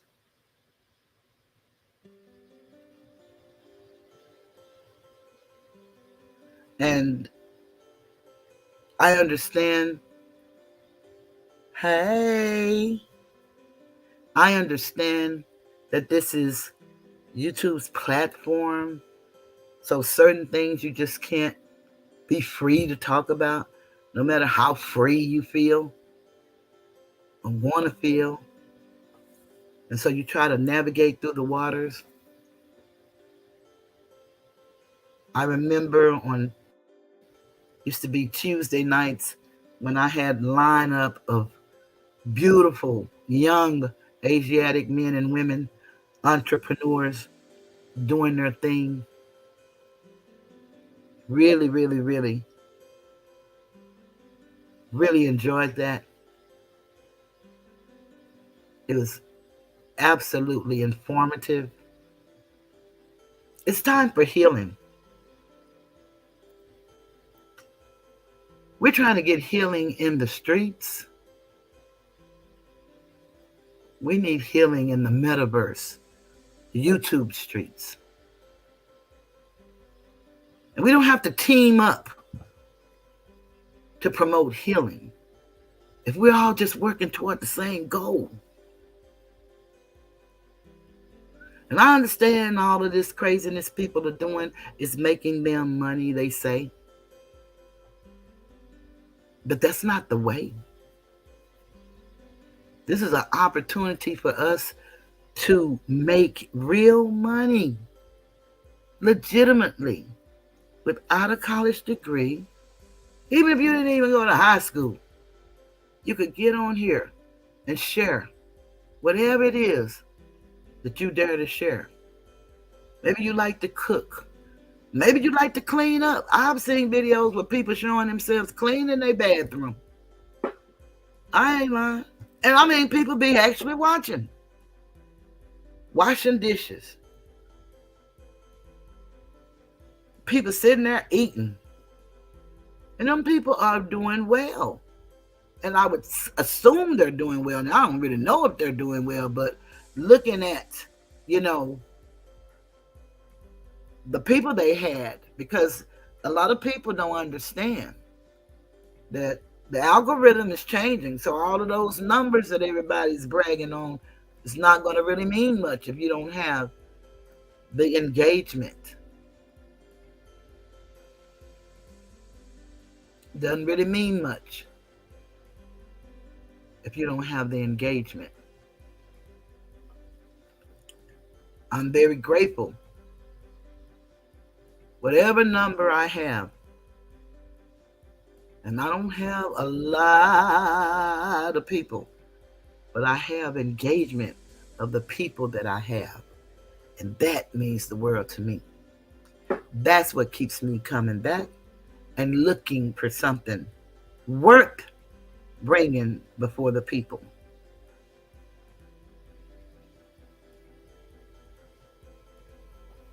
It's our time to be great.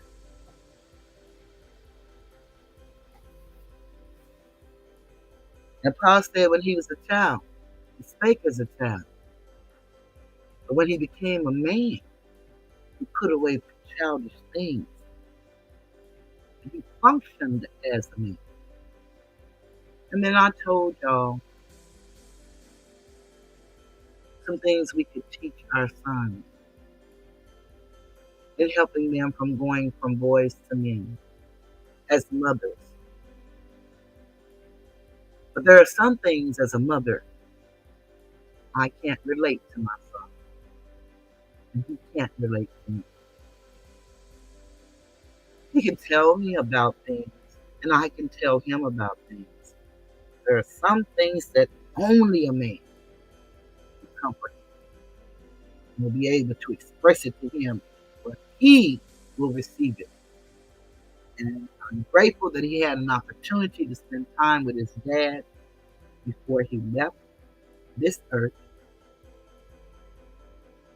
And like anything else, you just say, I needed more time. I needed more time.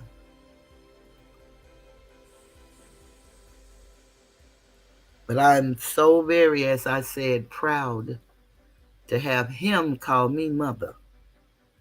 He say mama. And for me to call him my son. Y'all have rain and snow? Yeah, it's winter. So when is the winter over, Bree? When is the winter over? And what months do winter end?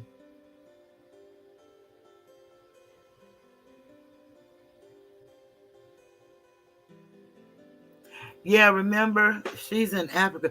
Good night, Queen Regina. Thank you for coming.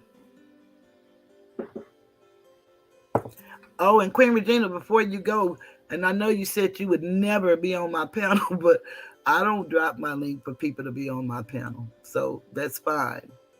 But who knows what may happen one day. You never know. You're going the same place I'm going in that respect, and that's healing. Yeah, okay. Bree, you said spring started in September. Oh, okay.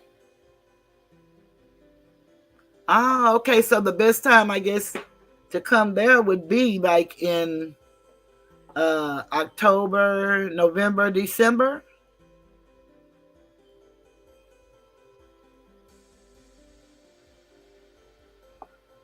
October, I guess, would be probably. Well, no, you'll still be in spring in October.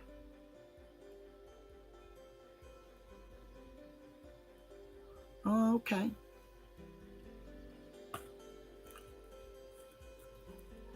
Yeah, but so that's what I have for us. I understand. Yeah, trust me, I understand, Queen Regina. I promise you I do. And I wouldn't want to put you in any bad position. Yeah, it's enough of that craziness going on. And like I said, I'm headed back to, me. And that is to just give the best that I can give to try to help uplift somebody, because somebody is really hurting and going through some real stuff. And I know these people say that they tune into YouTube over here for entertainment, but for the past well, you've been going through it for a very long time. I've just been going through it for about 11 months. You've been going through it far longer than me. It ain't nothing been entertaining for me. The laughter was almost gone for me, but I had to make myself laugh sometime. Yes, ma'am, we are. And that's okay. Yeah, that's okay. You're not an enemy of mine.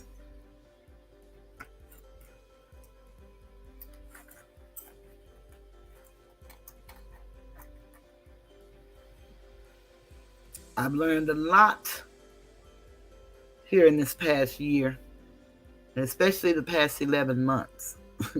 I've learned a lot. Some of it more than I care to know. But it is good to know, because then I can help somebody else. And that's what I do. I take my life experiences, because one thing I learned in life, you can only keep what you have by giving it away.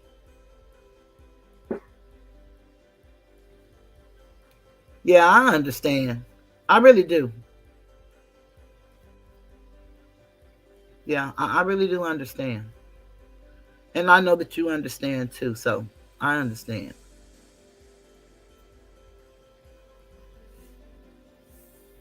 Yeah, well, thank goodness that we did make amends, and don't beat yourself up over that. You've made up for that. And I hold no grudges. No. No, Bree was back in the day. No.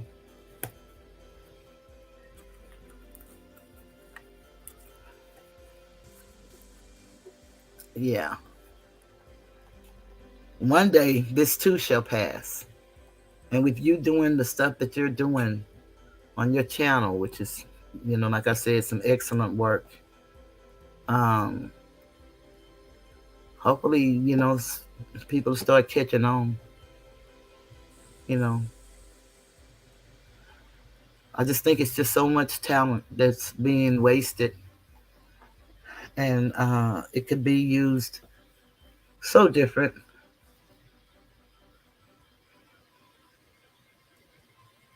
Uh, we hurt so bad, and we continue to hurt each other. And some of that may be because of the brilliance and the gatekeepers, but we'll work through it. We're mothers, we're women, we're nurturers. We've been hurt, and we've hurt some people. And yet we rise with our dignity and respect, because that's what I have. And that's what I'll always live and have my being, in my integrity, my dignity, and my respect for me, my mom and dad, my son, my siblings, and for humanity. That's what it's all about.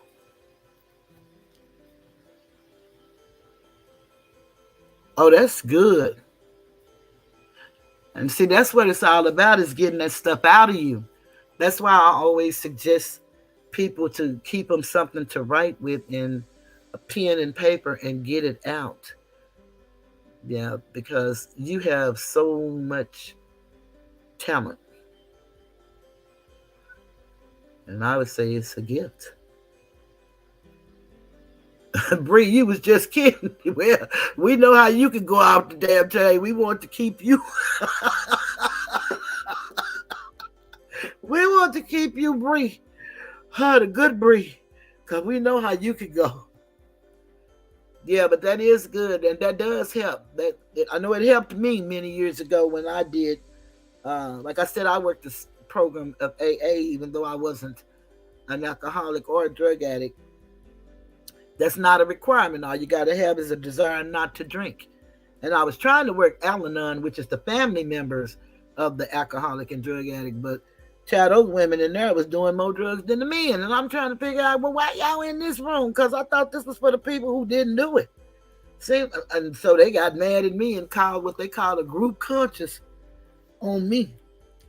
I mean, because nobody runs the program but a holy God. It's a spiritual program.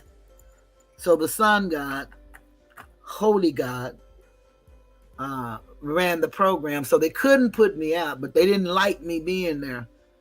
And because I wasn't the alcoholic or an addict. And all you had to say is that my name is Cheryl and I have a desire not to drink. And that's what I did.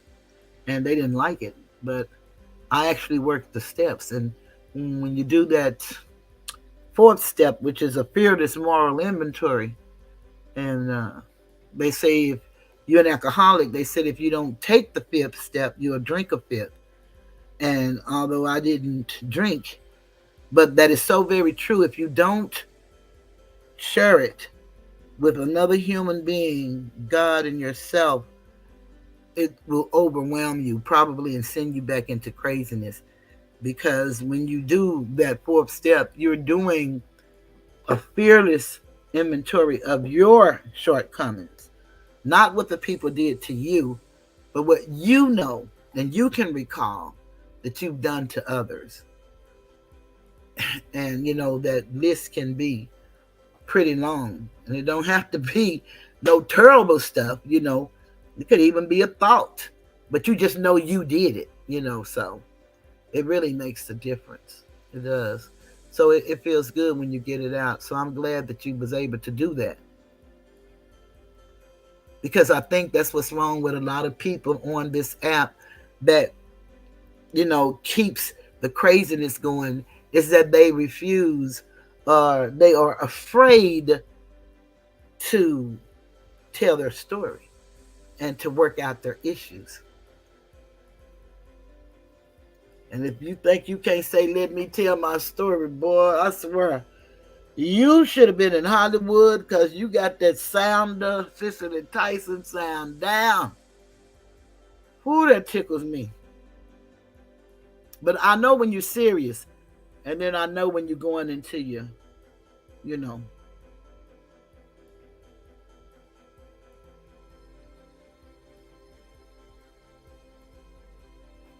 Yes. Yeah, Bree, you're beautiful. Absolutely. Absolutely, you too, Alicia. And my Madria, I don't know if she has gone on. What time is it? Oh no, she may already be there by now. Yeah, she may be there by now. She may have fallen asleep. She's been working so hard. And then when they had that bad storm down there and the lights and stuff was out, that was kind of hard on her too. They had another bad rain the other day. It was really bad. So the weather has just been acting weird all over, you know. And all we can do is live with it. But yeah, Bree, catch the playback because it's a pretty good one, I think. I don't know. Hopefully YouTube would think. I don't know. Um, they have really been doing some weird things as far as letting you have ads on your videos.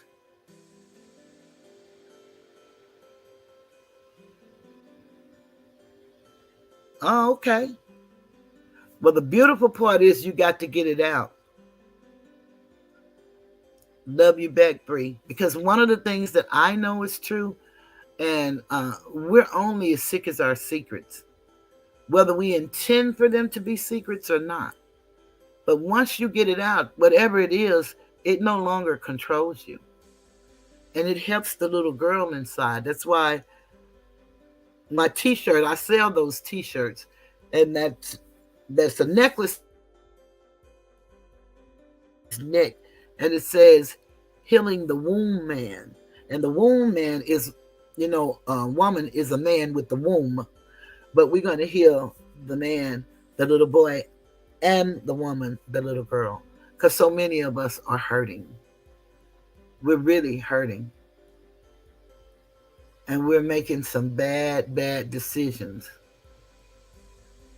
As adults, it appears, but honestly, it's children in adult bodies.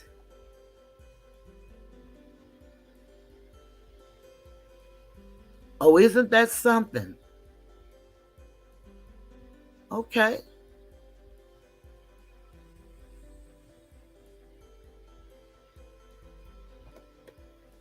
So, you know, I guess you can take any situation and somebody can get some good out of it. Somebody.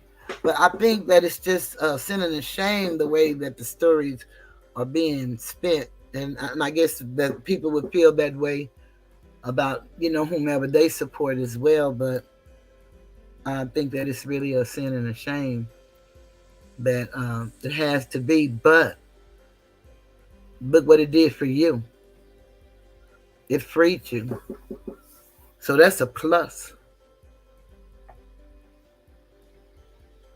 And no matter what part of the, you know, story that did it for you, it did it. And when you get a breakthrough, that's just a good thing. And it's certainly a good thing for you. And so I'm happy for that. It's the weirdest things that bring stuff to your remembrance, though. It's the weirdest thing.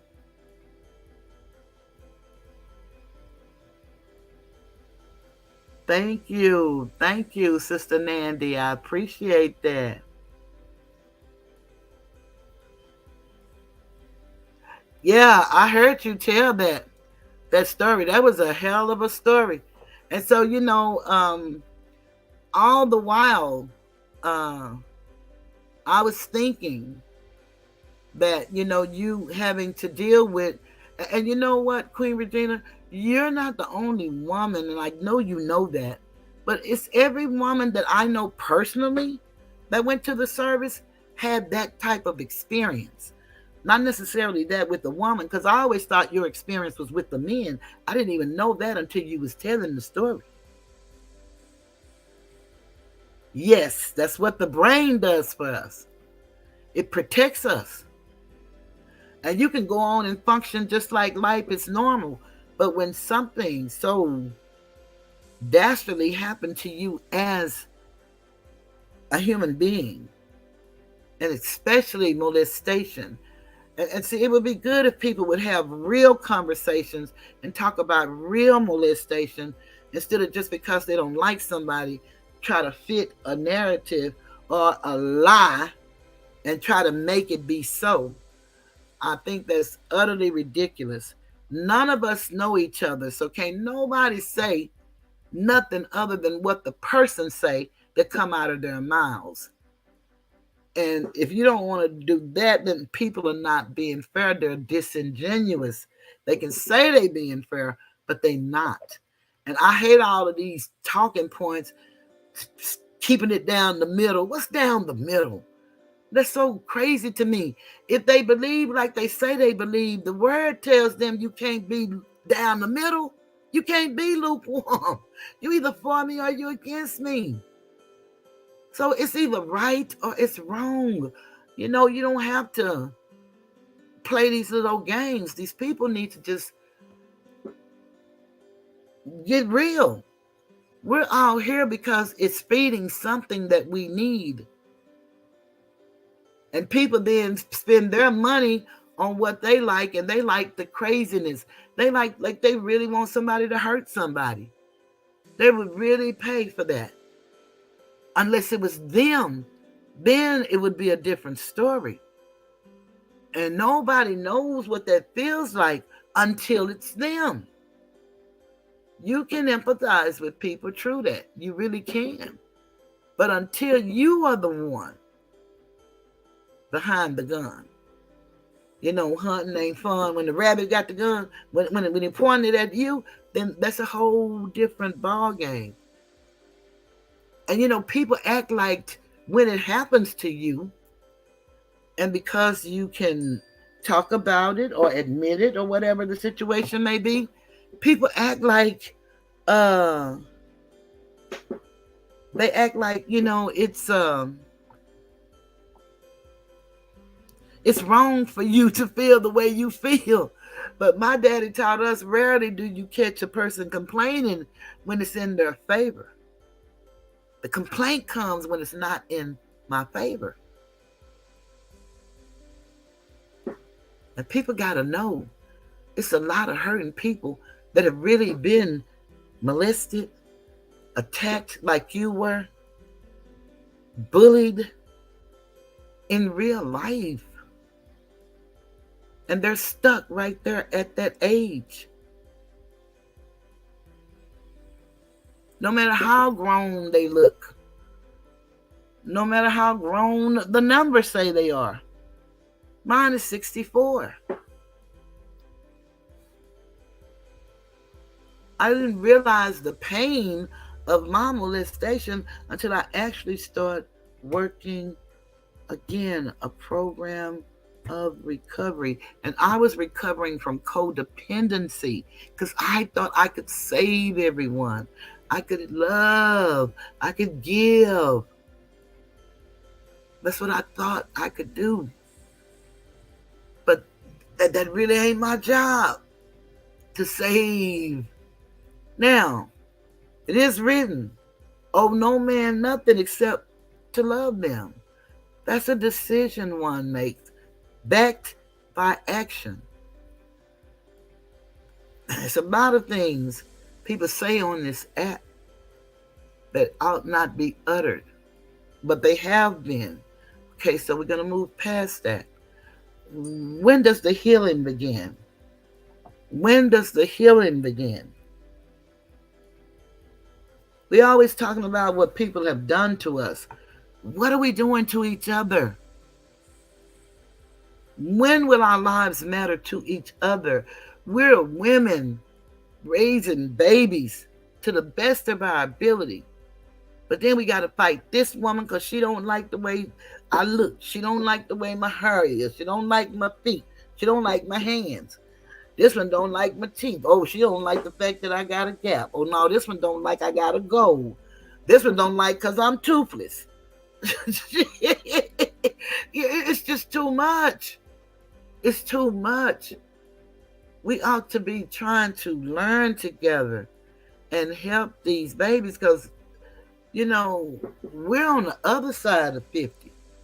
And these other people better hope they make it to where we are. So many of our babies are not making it. Some of them don't even have an expectation of making it.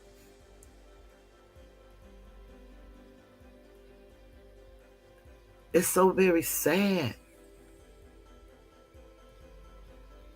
And we have all of this experience and knowledge. And instead of using it for good, and everybody claim they love the Lord. Oh, they love him. Oh, but they don't care about nobody in earth.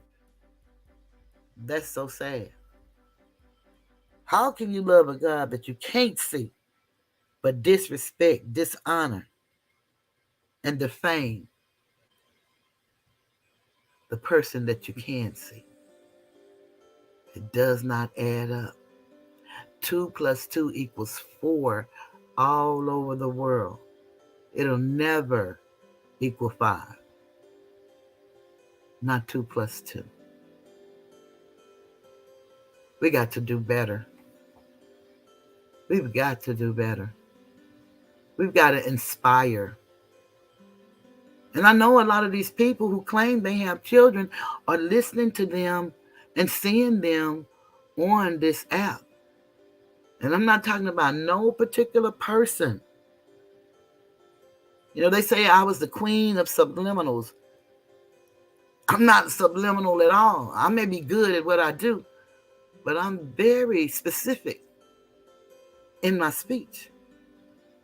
But I'm not as a great listener. Because when I hear stuff that just don't make sense, I'm not listening. I'm cutting it all the way off. And that is not good.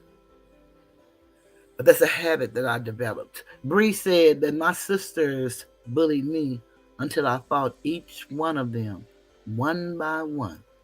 I always told them, y'all gonna catch it. Felt great. Oh my goodness. Well, I was the baby girl, so I didn't have to fight nobody. My sisters, they did, and but I didn't. I guess that's why I didn't know how to fight, and when I had to fight, I lost all 3 because I had 3, but I lost them. I tried to fight back. I tried. I just lost.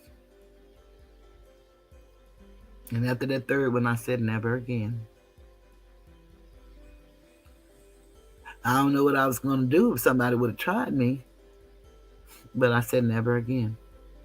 And never again.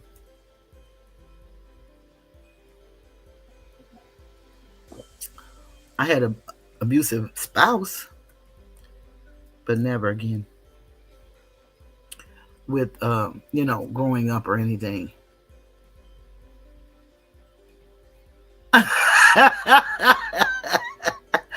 Bree said, "Tuneless, I doubt they understood the meaning of the word subliminal. Read someone say it and just follow." My Bree, I believe you might be right. But you know what, guys? I'm going to play our song, um, The Greatest, and then I'm going to play A Mother's Love. And after that, I will be leaving the Tiger's Den.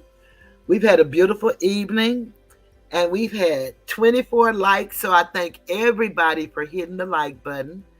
And just in case if you're in here and forgot to hit the like button, please hit the like button. I thank you so much, Madria. Your unconditional and unwavering love and support is absolutely beautiful. And I thank you. So, Alicia, I thank you for our beautiful conversations and our ability to allow each other to be who we are. So, I thank you for that. Bree, I would love to one day, whenever we get an opportunity, if I had to pay $15, $20, I would love to just hear your voice one time if I could. I would love to. So whenever the weather is beautiful, we're going to have to make that happen. That'll be a gift to myself. Asatar, I know you with the boys. And Ryan, I know you are too, but you're probably in bed by now. Those are some dynamic fathers. And I love them dearly. And Uncle Suge, I don't know, you might be editing or you may have a live going. I don't know. I know you had one that came down earlier. But I thank you guys for being here for me. Sister Nandy, I am honored. The Thug Life sector. With the Thug Life being spelled like that, are those acronyms for something? Or y'all just spell it out like that? I'm honored to have you here.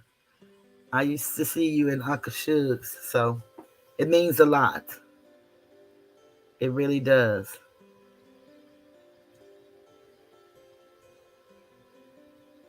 Yeah, it means a lot. So I'm going to do what I do, and I am getting ready to leave the Tiger's Den. And like I said, we're going to hear our two songs that means the most during this time now, and that is our children and our mothers. We are mothers. Even if you didn't give birth, you have mothered somebody, and they needed you. And I'm glad that you were there for them.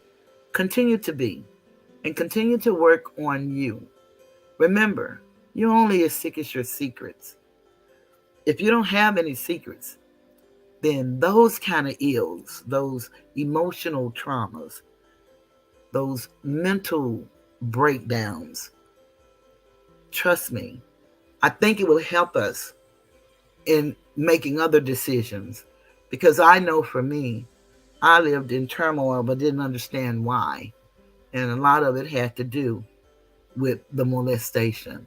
I would like for more women, not necessarily if you don't want to get on this panel and talk about it, but I like for more women to be in a chat, being honest and sharing, helping somebody else, or being honest and hearing it and feel empowered to do something for themselves.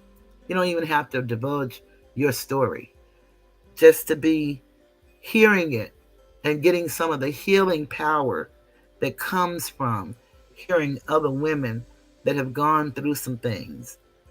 Because it's not about, a lot of people say you don't, certain things you don't say on the internet, and you don't. You don't if you don't want to. But like I said, I live a transparent life, and I hate that people take things and make it the way they want it to be, but it's okay. It's real okay. My mama said, let what they say about you be a lie. And since I know what they say is a lie, it's really okay.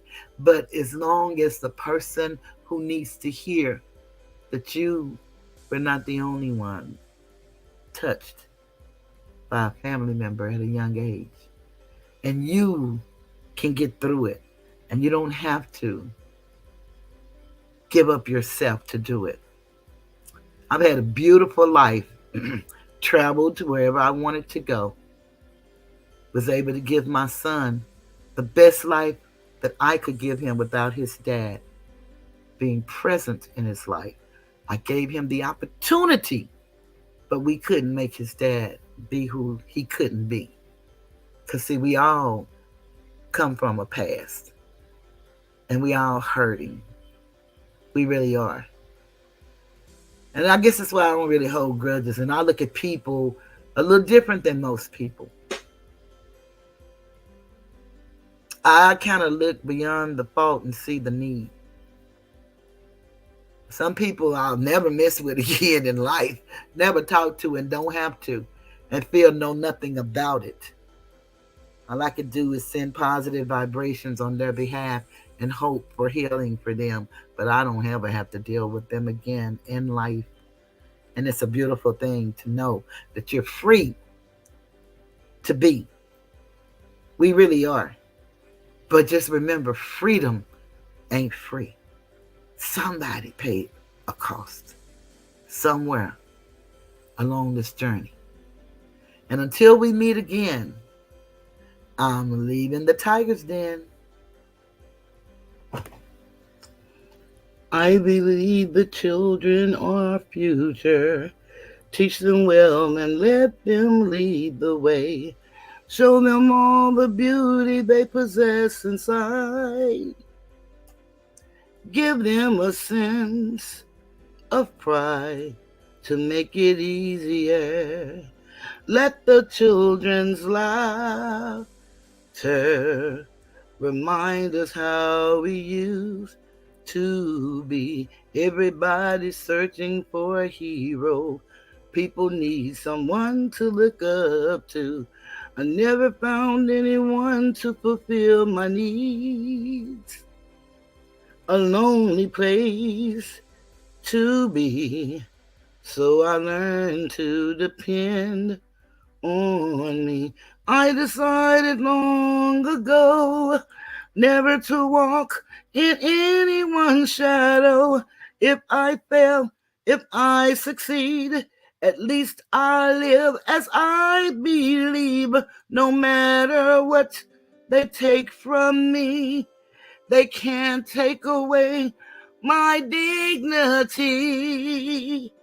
Because the greatest love of all is happening to me.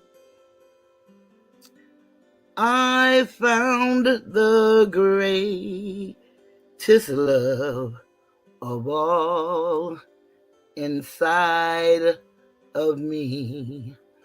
The greatest love of all is easy to achieve.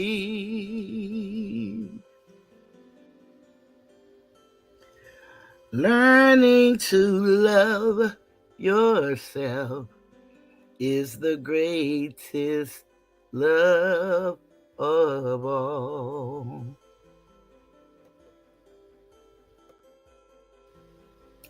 I want to say also, Trinity, I didn't say greetings. I'm so glad you were here. I hope you're still listening. Love you.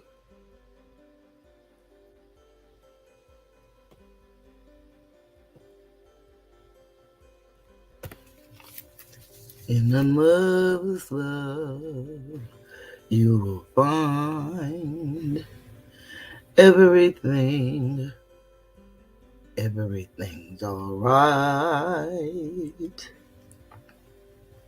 To a mother's love, you are bound.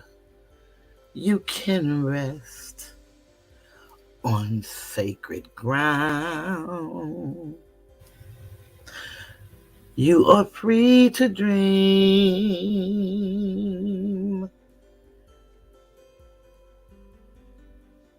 because she sees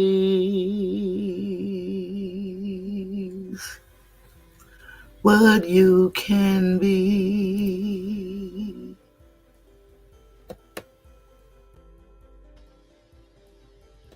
Oh, you know what? Hold up, y'all. I got something for y'all. Where is it? Stop. I've seen it. Oh, here it is, right here. Looky, looky, y'all. This video is for entertainment and educational purposes only. There's no malice or ill intent from the content creator. Y'all can't hear it. This is a public service announcement from Toothless Tiger. Hashtag not me. I will lead the charge in an attempt to put an end to the herd mentality of cyberbullying, stalking, and the harassment of all people, especially me, a member of a protected group, age 64, disabilities, many, gender, full life woman, ethnicity, more American, I want to let that go down.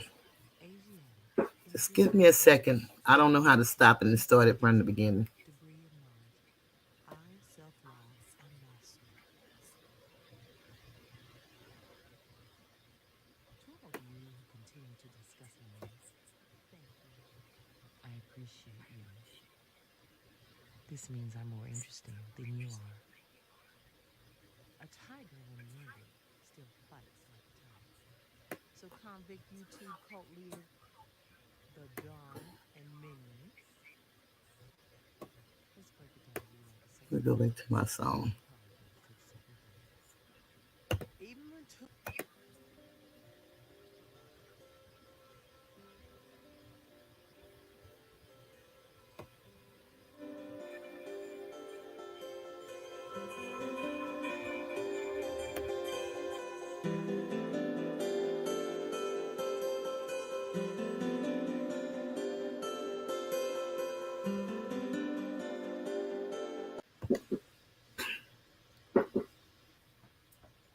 This video is for entertainment and educational purposes only. There's no malice or ill intent from the content creator. This is a public service announcement from Toothless Tiger. Hashtag not me.